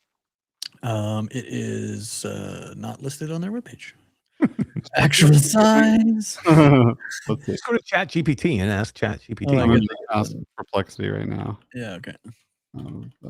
It's very light. I can tell you that. It's not heavy. It's heavier than a normal phone, maybe, but not much. What I'm going to say is going to shock you. 215 grams, which is about 7.58 ounces. Okay. The Steam frame is lighter than this. It's way lighter than this. Like probably by half. Like I don't know if they've given the actual specs for it or not. Which I don't think they have. But it's lighter than this. Like I held them both in my hands. I'm like, this is insane. I've never had a headset that felt that light. I almost thought he forgot to put the shit in the headset. I'm like, okay, it's because it's a dev kit, right? So I'm like, okay, maybe they just fucking forgot to put the stuff in it. And I had to go through it and I had to turn it on. I'm like, there's nothing in this headset. It's just a set of lenses, man. So the frame itself is 185 grams. You know how light that is? The total weight is 440 With the battery. with the puck. Yeah. Well, it's not a puck. It's in the head strap. It's in the head strap. There's no puck with the steam frame. Oh, true. Yeah, it's on the back. Yeah. Yep. But yeah, and that's what I'm mainly saying is the front of the headset. The back of the headset does have a battery, and it does have the compute in the back of the headset. The only thing that's in the front of the headset is the freaking lenses. That's the only thing that's in the front, and that's how screen and lenses. Yeah, it's it. That's It's good weight so distribution, freaking light. right? Like it's gonna It make is. it so It's much more perfect. comfortable. Yeah. It's perfect. It's got a nice back strap, right? That goes in the back, that cradles the back of your head, which is great. And it does come with a head strap that goes from front to back that goes over the top that you can put on if you want or don't. Like it was off when I got it. I put it on. It's amazingly comfortable. It's super comfortable. Lenses are big. They're huge. It looks good. I did what everybody does originally. Immediately, I fired up Half-Life Alyx with the wireless dongle, with the 6 gig wireless dongle, and it played buttery smooth. Does have games in the carousel that are currently in there that are what you would call Steam Frame certified, so you can play them without a computer. Little tougher there. It's early yet, right? Literally, people are still working on it. It's not ready yet. But they did play. I can't tell you what was there and what I played. I'm sure there are other people out there, and there are other influencers out there that may have put some information out there of what's on the store and what they played. I'm not going to do that because I just don't know if I should or not. So I'm not going to do that. I just want to do a quick comparison while we're talking about weight to the Apple Vision Pro. So the original Apple Vision Pro that came out in 2024, the one you and I have, 650 grams. That thing's a freaking brick, man.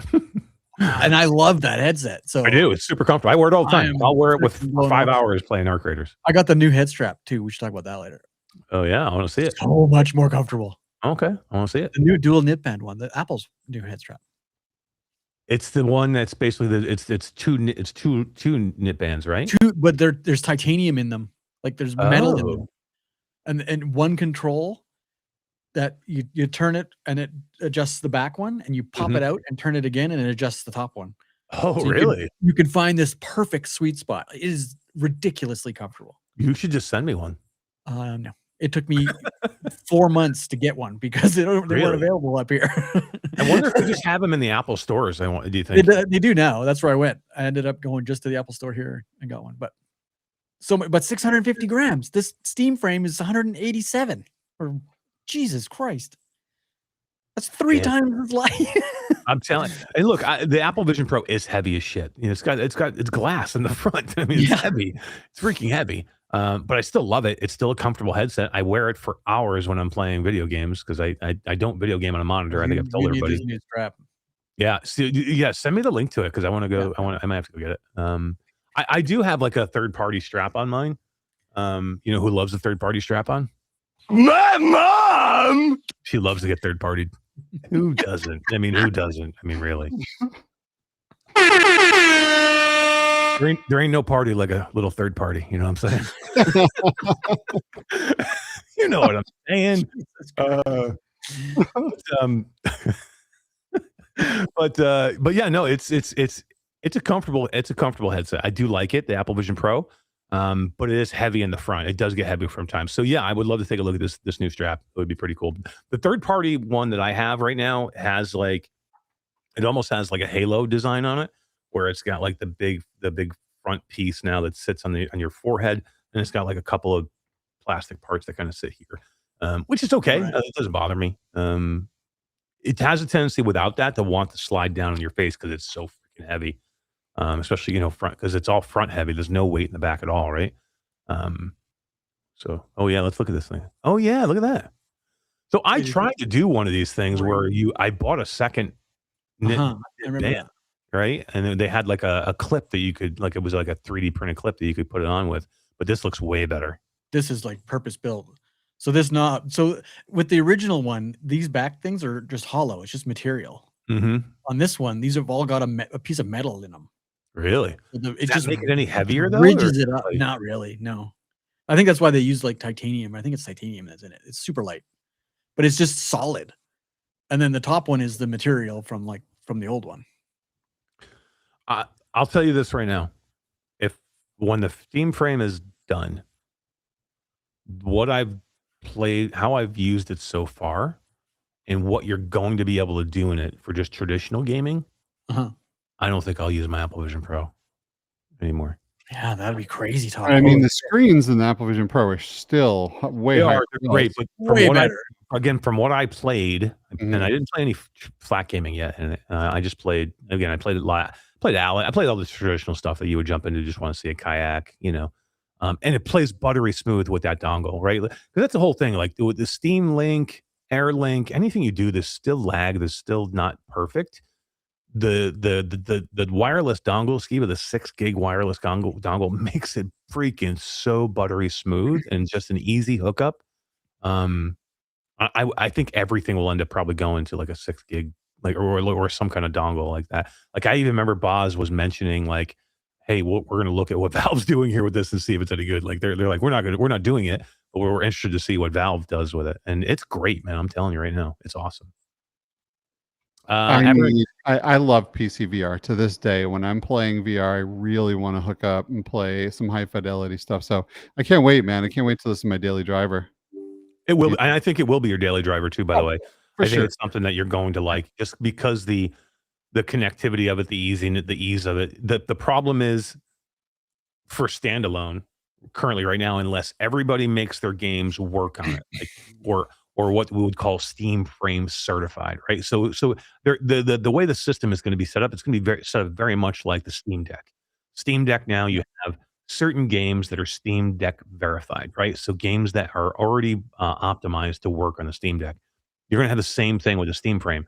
Some games will be Steam frame certified to work standalone. That will not be every game out of the box, I can tell you, because some of it already plays not great. You have to like make these games work for the Steam frame, and that means extra development time for developers. And look, remember, it's not going to be a separate store. I don't think. I think it's just you're going to own the game, and you're going to be able to play it. You're going to own the game on Steam. You'll be able to play it standalone on the headset if the developer sets it up for it. So it's not like developers like, oh, I'm going to make a whole bunch more money here now, unless people just buy the game on Steam more because it's available to be played there now. Which I think you will. You'll have some people that don't want to buy from Meta. They prefer to buy from Steam. Yeah, and people that don't want to, like, they don't have a gaming PC that can really run VR games, right? So they're still going to buy the Steam frame certified games. Yeah, no, they will, Mhm. and it'll be great. But it will take the developers time, effort, and money to make their game Steam frame certified so it works. But if you're going to do PC VR gaming wirelessly, it's going to work out of the box, and it's going to be super great. It's going to be great. If you have a PC or if you go buy the Steam machine, it's going to be freaking awesome. You're going to love it. You're going to love it. Or if you're going to go and do flat gaming, you know what I mean? If you're like, okay, I've done VR for a while now, I want to go play, whatever, Qcreators, and you want to play it in the headset, you want to go play Deep Rock Galactic or, whatever flat game you love. You're going to be able to play it on a huge screen with a Xbox 360 controller, and it's going to be awesome. And it's going to be light, and it's going to be great. So yeah, I mean, there's some trade-off for me. There may be times I do want to go back to the Apple for whatever I'm playing, if it's something super high fidelity. But man, I don't know. Everything looked great. The lenses are awesome. They're not any better or worse than any of the other ones I've seen out there. They're not as good as Quest 3 lenses, are they? They are. I'm trying to remember what they are now. I don't think they are. I think they're the same. I think they're pretty much the same. I can tell you this. I played 3 or 4 different experiences, PC VR experiences, and it was all epically good. And Aberrant Games says, how long do they have it on for? I mean, I played probably a 3 or 4 hour session easy and didn't even think about taking it off. Like, it was so comfortable. Like, it just feels good on. Like, it feels good on. You don't even recognize that you have it on. I don't know. It's gonna shock people how light it is. It really is. And even in the back, having the battery and the compute and the chip in the back, that really is a big deal. Comfort is so huge. A lot of people would love to stay in the headset longer, and it's just hard when something weighing on the front of your face. So that alone is such a big deal. And being able to play seamless PC VR without a cable without having to jump through all these hoops to make it run well. Man, I can't wait. I mean, my PCVR wireless is pretty sick because I spent a good chunk of change on a good router. But man, this is going to be great just for the public. It's going to be amazing. I'm really looking forward to this. Yep. Yeah, there you go, Todd. You have the lens comparison is actually pretty close. I thought it was a lot lot I couldn't tell the difference. I'm telling you, I just could they're not very tell the very difference at all. close. And eye tracking is in the Steam frame, which isn't in the Quest 3. I didn't know it had eye tracking. Well, it has like so it's very modular. Also, I thought you could add eye tracking. Yeah, you can add a whole bunch of stuff because it has USB-C ports in different parts of the headset. Almost like if you remember, I was talking about the new Dream headset from Pimax. How that thing has like all these different USB-C ports. The Steam frame is very similar and it's very modular. You can actually pop the whole thing apart to where you get down to just where the lenses are. That you almost like it's almost like remember how Pimax had it where you could actually like swap lenses out. It almost has you can break it down to that point where it actually the lenses almost come right out of the frame. The way you're able to break it down. I would love, by the way, to see numbers on how many people actually bought different lenses and swapped their lenses back and forth on the Pimax. Like 3 people. Yeah. And this is worse in the beginning because so they came out and they said you're going to be able to just snap the lenses in and out. Well, the first batch that they had, there was no snap in and out because there were screws that you had to take out. Yep. There were tiny, tiny ass screws. You needed a special screwdriver to get them out that they gave with you. And it was a pain in the ass. And then finally they made it to where they did do it where it was just like you could snap them in and out. But still, at that point, like it's still a pain in the ass. Nobody wanted to do it. IMAX always comes up with good ideas where you go, oh, that kind of cool, but like, no, that's not. No, yeah, it's not cool. And between Valve and Pimax and even Pico now, we got a lot of good headsets coming. That's another thing too. I have to be careful what I can say and what I can't say, but I demoed that Pico headset. Cool. At GDC? I did. I can't say much other than I'm very, very, very intrigued. And there's a lot of unknowns still with it. I don't know what the price tag is going to be on it. I don't know when they're going to ship it. But I mean, you know me and Pico. We go way back. But I'm very intrigued at what this headset could be. And if they end up shipping this headset to North America, watch out. It's going to be fun. It's a good it's a good headset. It's a good headset that I did a really in-depth demo with, and I was super impressed. I came away like going, they got their shit together with this one. It depends on the price point. This is great because in a world where everyone again thinks VR is dead, we have all of these headsets coming. We have Meta still making more headsets. Mm-hmm. We got headsets from Pico and headsets from Pimax and headsets from Steam, Valve, and they're all over the place, man. You know, Apple has been upgrading theirs. Like, there's no end here. There isn't. Like, and that's the thing too. Is like, do you think and that's when people are like, well, this was a niche thing and it's over, and say goodbye. Come on, look at the big picture here.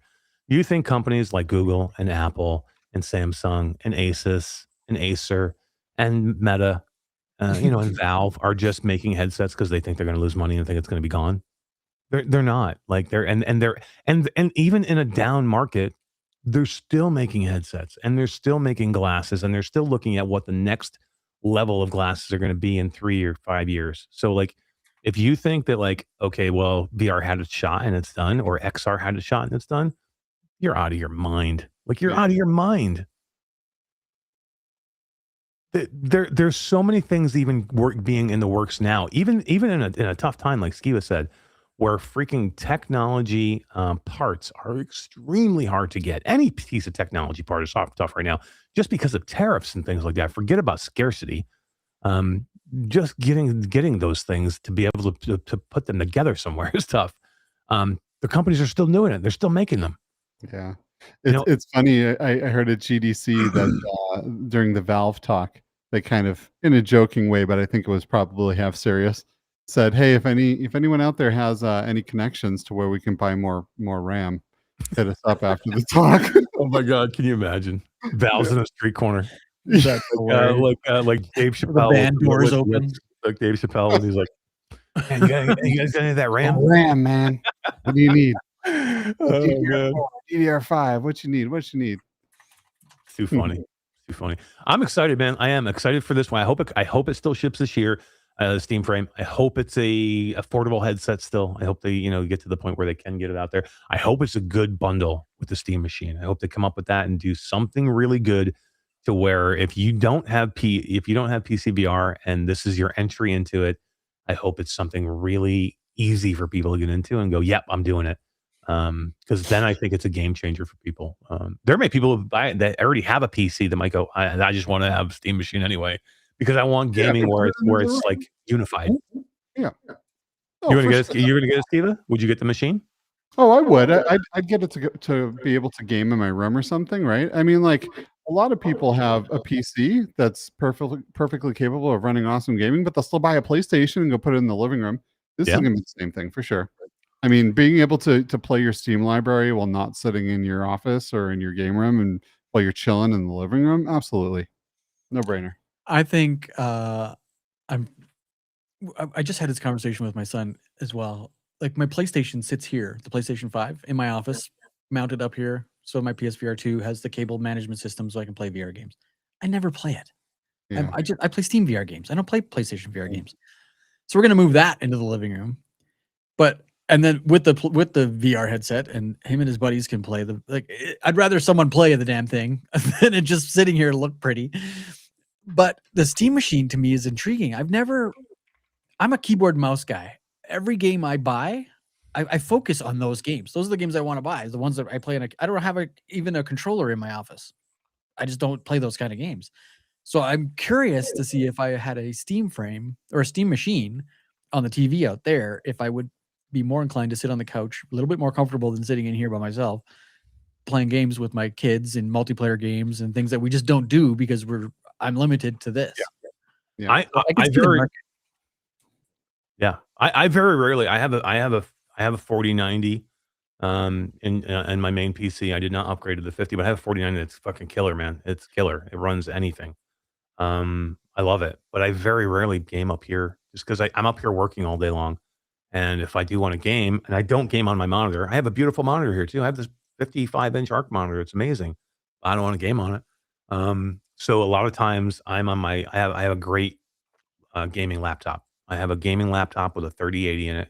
Or no, I have a gaming laptop with a 4090 in it. It's a laptop 49, but it's still, a laptop 49 is still pretty kick-ass, and it runs pretty much anything. So basically that's what I do. I'm downstairs on my couch, or just because I still want to be around the family at that point. I don't want to be tucked up here in my studio. And just at that point, I want to be away from my desk, or I'm in my bedroom, laying in the bed, and I have my laptop next to me.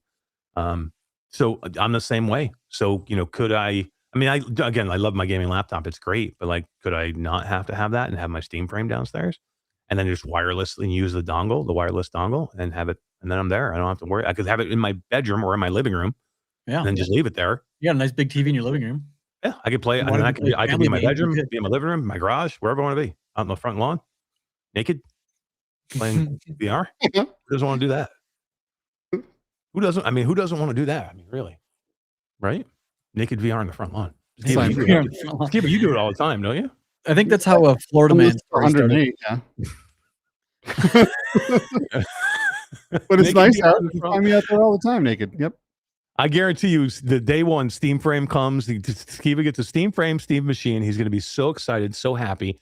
He'll be naked in the front yard playing Half-Life Alyx on his cops.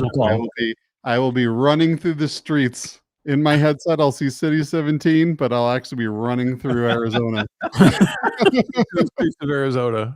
No thumbstick locomotion. I'm just going to be running down the streets. It is going to be cool, man. And it's going to afford a lot of PC gamers a way to get into it. There's a lot of people out there that absolutely love Valve, right? They love Valve. We are going to see an influx of new people or bring back a whole bunch of people that were like, I'm out until the next Steam headset comes out, right? Now, I don't know what Valve's going to do around this. We haven't heard anything about software. When they launched when they launched the Index, it was launched around Half-Life Alyx, which was a groundbreaking game for VR for that headset. I have heard of no software and I don't think you guys have either, that they have any plans to do any software. Even if they don't, I think it is enough of a good headset that it doesn't matter. People are going to come out and buy it, and you're going to start comboing all of these things together. You're going to combo your Steam Deck with your Steam machine with your Steam frame, and even that big clunky ass Steam controller. You're probably going to do that too. Well, I mean, for a long time, there was a lot of hype and a lot of leaks for Half-Life 3. That could be it. You know what I mean? That could be the game for the Steam machine to play maybe flat in the headset. Maybe there's a VR section of it. I don't know, but I mean, I would love. Oh my god, if Half-Life 3 came out with all of this stuff, that'd be killer. That'd be pretty sick. You know, they're delaying the hardware, and all this time they're just polishing and polishing and polishing that game. Man, I'm getting excited. If you want to test it, join Impact Labs. No. Well, I mean, hey, that's a good point, though. I mean, look, I don't know. Like, there's a lot of people watching this show. You know, there's a lot of people watching live, but there's lots of people watching later now. I don't know. Our little podcast, as soon as we started becoming more of a tech-friendly podcast, has kind of taken off in views a little bit. So anybody watching out there afterwards, Todd, pop up. You know, if you guys want to be part of something really cool. Impact Reality has put together one of the most amazing programs that I think we are all extremely proud of, and that's Impact Labs. That's our testing department. That's where you, as gamers, guys, look, you do not have to be a VR gamer, right? We are going to, at some point here, be testing a lot of games. It could be PC games, PlayStation games, could be, probably going to be a lot of VR games, definitely going to be a lot of VR games, but we're going to have other games to test. If you want to be testing some of these games super early and be part of a development cycle and have your input matter and count, this is something important. This is something that we've all wanted for a long time, right? I would love for my voice to be heard. A lot of all of us that are listening or watching the show later, we're all about giving reviews, and then we love when the developers hear those reviews that we put out there and they action upon them. Well, how about having the ear of the developer before they get a chance to launch their game, where you can affect the outcome of that game, right? You could tell them that, hey, this is great, but I had a major problem at this point. Or how dare you not give me smooth turn, right? Small things like that. Or how, maybe you can affect the price, right? Be like, hey, this is a great game, but you're going to list this at this such and such a price, and I think that's way too high for this game. We've had conversations with developers in the lab for price. We've renamed games. We actually just finished testing 2 flat games, just PC games from Steam about a month ago. Yeah. There's so many people in there now. We're at 2,500 members, over 2,100 active people. That's awesome. Yeah, it's just super fun. And we got another game that just launched today in VR that we're testing. So it's one of our flat to VR games. Yeah, come over, join the Impact Labs team. I mean, it's not going to cost you anything. You get to play free video games and give your input and make a difference in the gaming world. I mean, and we reward you too. Like where you play these games, you earn like a in Discord currency where you can cash them in for gift cards, headsets, head straps, merch, t-shirts, all kinds of stuff. Mice, keyboards, haptic vests, the store where you can purchase things with the coins you're earning. Telling me that I can play free video games and get paid for it and free cool stuff? Yep. What? You want to know what the coolest thing is, and where a lot of people should geek out, and I'll tell you why. You can be an honorary member of Impact Reality and Flat VR Studios.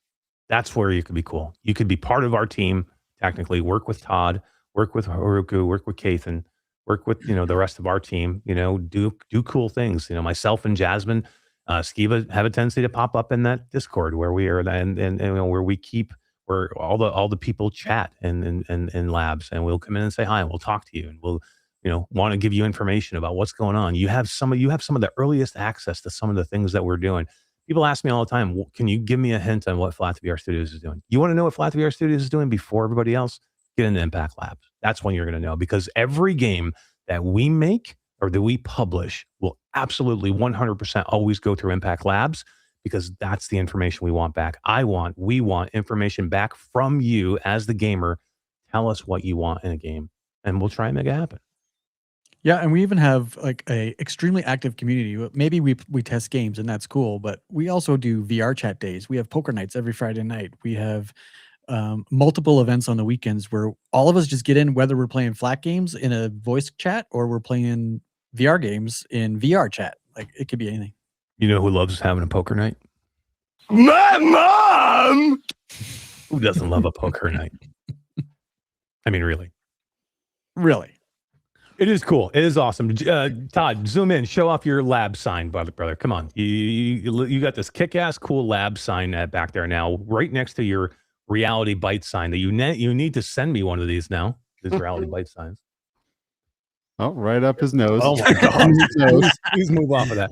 Look at that thing. That's awesome. We should put one of those in the lab store, Todd. We should put one of the Impact Labs. Right now, this is one of a kind. I don't know if I want to keep it that way.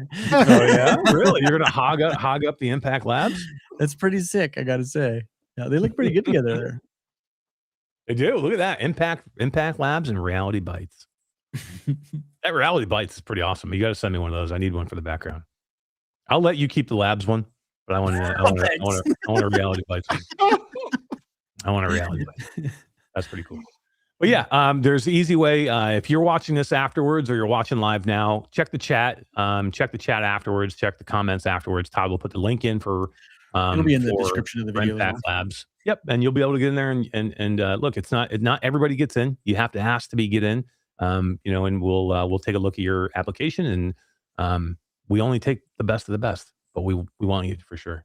So, solid facts. Do you guys do WWE 2K26 nights in the server? I joined those.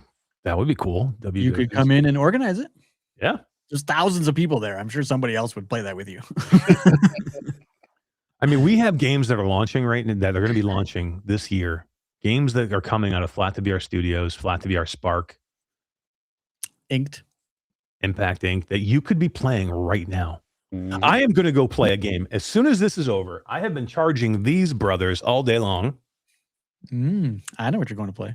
Do you? Because we have a game that's coming soon, coming very soon, and we have now become fully PlayStation 2 certified through QA. I have a game key for the game. I'm going to fire it up on my PlayStation VR 2 tonight and jump in there and have a blast playing one of my favorite games. And I get to test it, which is awesome. I'm going to do it tonight. I've been charging these controllers all day long. brand new spanking build, man, with all the new bells and whistles in it that the team just uploaded about 4 hours ago. Maybe I know what I'm doing tonight then too. There you go. There you go. If you want to be part of that, you have a headset, you have PC, you have PlayStation, you have Xbox, you have PlayStation 5, you have a Nintendo Switch, and you want to be a part of that, go talk to Todd. Yeah, and here's the thing. If you want to drive Todd nuts, flood that Impact Labs channel with all kinds of applications. You all want to get in, you want to play games, and Todd's going to go through all of them. So I love it. I love it. This is the best day to do this podcast because I'm going on holidays tomorrow, and this is all Kathan. You guys, you know what? While Todd's on vacation, you guys should all call and talk to Jasmine. I see Jasmine in the chat. What's up, Jazz? How are you doing tonight? What's up, Jasmine? Yep. Everybody give Jasmine a big thumbs up in chat and say, hope you have a good week, Jazz. You deserve it. And go get into Impact Labs and message Jasmine in there and tell you want to get into Impact Labs. Love it. DMs. She loves DMs. Your favorite. All right, guys, what do you think? You think we want to call that show there? It's 11:11. It's good timing. 11:11. It's a perfect time to end the show at 11:11 p.m. Love it. Unless you're in some other crazy whacked out time zone like Mountain Time, and then it's not 11:11. It's only 9:11. It's 9:11. Oh, that's creepy. We can't end now. The other thing I'm keeping by my desk nowadays, boys, is this right here. Okay, this is a Nintendo Switch 2.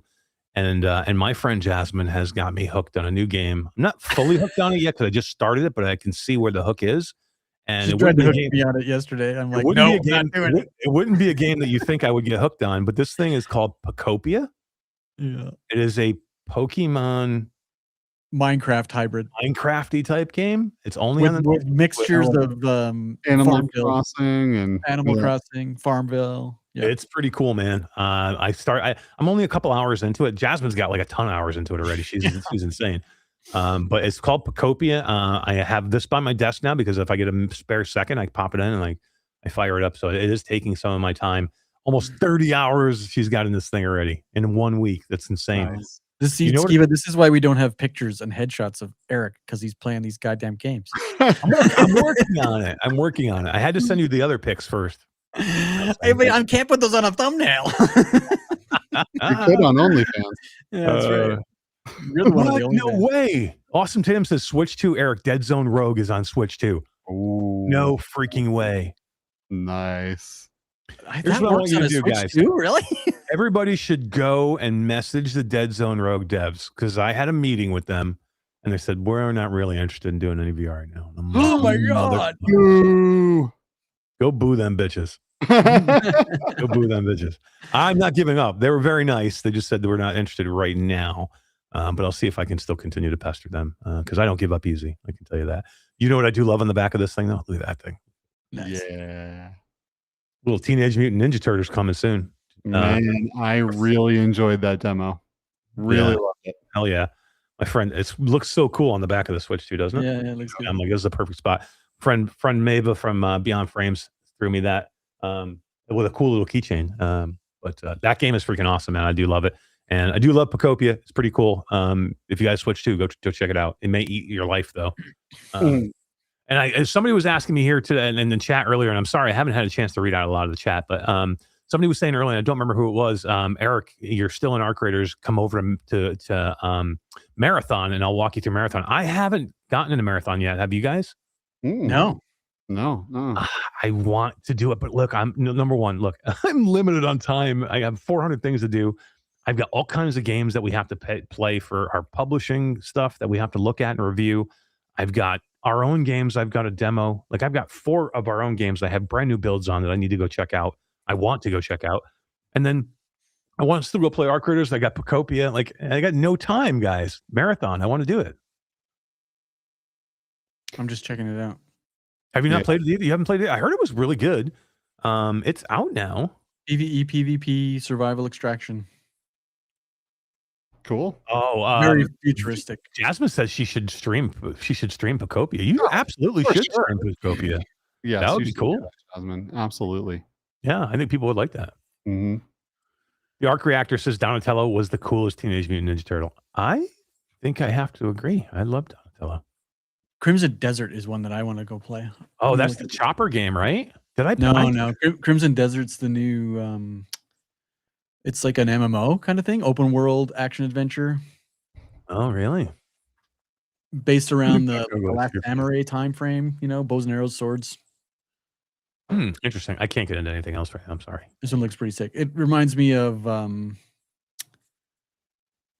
was that one everybody was playing? Elden Ring kind of a game. Oh, I love Elden Ring. I sunk some hours in Elden Ring. I never finished it, but man, I sunk some hours. I've seen a lot of people streaming this on TikTok. It looks pretty sick. Hey, we have a Qcreator sighting in chat. What's up, Q? Whoa, Qcreator. What? It's extremely What's up, early in the morning for you, my friend. Thanks for stopping by and saying hi. It's been a minute, and I don't know if anybody knows this, but if you ever come and watch the show afterwards, and there are a lot of you who do now, which is awesome, Qcreator does all of our awesome thumbnails, or not thumbnails, but our timestamps. So if you're like, hey, this is a great 3-hour show, but I don't want to sit through 3 hours, I would love to see the segment where Eric lost his shit about time zones. You can go do that because Q goes in afterwards and completely on his own time, completely volunteers to do it and does an amazing job on the thumbnails. And we always say thank you, man. We appreciate you putting the time in and being a huge supporter of our show. You're awesome. So We a love little you. story about Q, and I'm not going to get too detailed, but he has a community where they meet a lot, and they've used Horizon Worlds for a couple of years now, I think, at least. Yeah. With the announcement of Horizon Worlds going away, they've been in a panic to try to find. Nobody likes change, right? So they're trying to find somewhere new, VR chat or walkabout mini golf. They're trying a bunch of different things. But I was happy to see, and last week or 2 weeks ago, I ranted about how stupid I think it was that they're getting rid of Horizon Worlds, that they should make it an app and leave it alone so that people that use it and people that have spent countless hours developing for it can just leave their worlds there. Like, what the hell harm is it doing? The day after they announced that they're canceling it, Baz went on Instagram and said, okay, we're going to leave it. They're not allowing any new content, but all the existing worlds they're going to leave, which I'm so happy for all these people that rely on these communities. Yep. Awesome.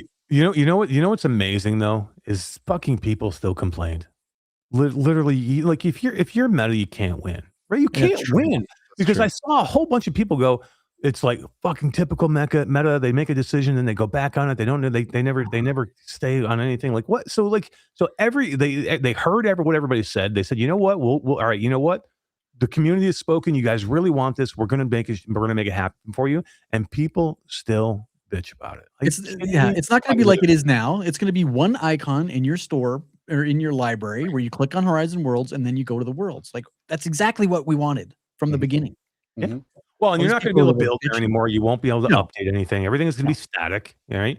But still, I mean, that's the way to do it. Like they look, they heard the community. The community was like, "Hey, don't kill our spot in VR.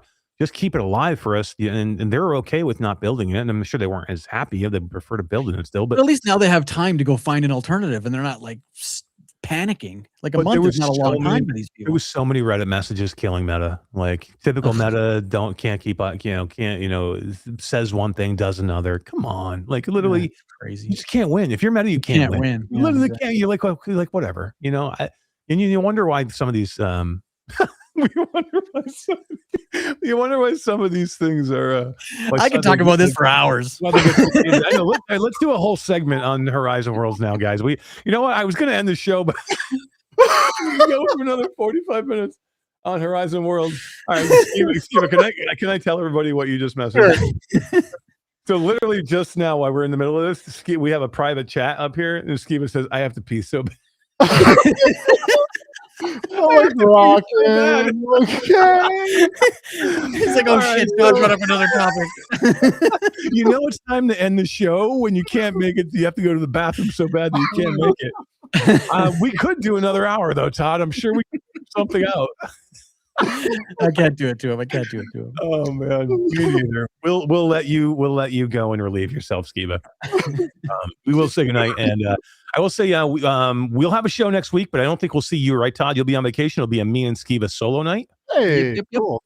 I mean, not cool that you're gone, but cool for I know, we're cool. We're glad. We're happy he's gone. We might actually have a produced show that actually has some production value in it. Last time I wasn't here, you guys couldn't even launch the show, so I'm not worried. Oh, it's comical for the people again. See what blows up. It'll be great. Well, you know what I'm super happy was, and I will delay you from going to the bathroom 1 second. Just I'm super impressed that you guys did the show last week, and you guys had a great show. You talked about what you wanted to talk about. A lot of people came, got a ton of views, 17,000 views on that episode last week, guys. When it was just the two of you going through talking cool stuff that you like to talk about, and I think people got into it. I thought it was super cool. Wasn't as fun as I was here, but it was good. We actually had people recommending that we do that segment monthly, like just once a month, maybe do nerd talk. Yeah, you can do it without me here because I don't know if I could sit through a show. It was great. I'm glad you guys did it. It was a lot of fun, and I was glad to see it out there. And yeah, I would love to. We're always going to talk AI. We just this week. I thought coming back, we had a couple other topics, but maybe some more AI when we come back next week, Skeeva, without Todd here. Cool. I'm so down. How you feeling? You okay? I love VR. I love video games. I love peeing. He loves peeing. I'm just gonna let me take a long drink of my coffee. ASMR water flow. God, can you run a faucet?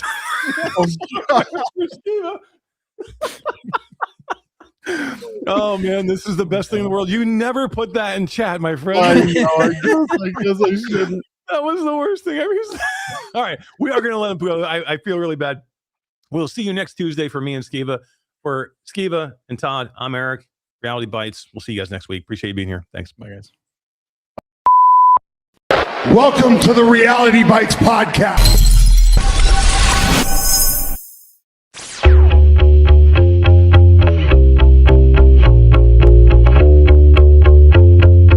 I went down and visited Skeeva. And I got to see that maple leaf tattoo on Todd's ass. Really? He showed you that? He hasn't even showed me that. Let me smack it.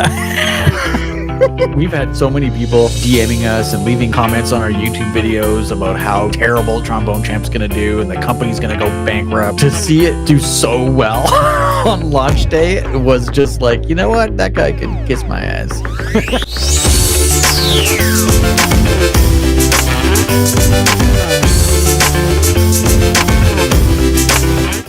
You look, you lose 85 pounds, you shave your beard, you put some glasses on, people are like, oh, it's not even, they don't look like you anymore. Yeah, what the fuck? Get fat in your beard, damn it.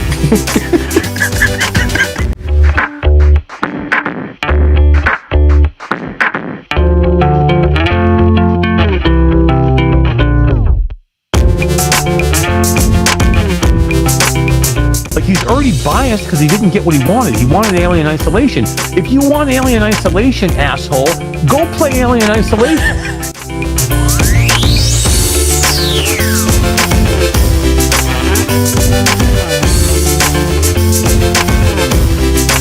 I very firmly believe that there's many games out there that are ethically great flat games that are absolutely better in VR. Not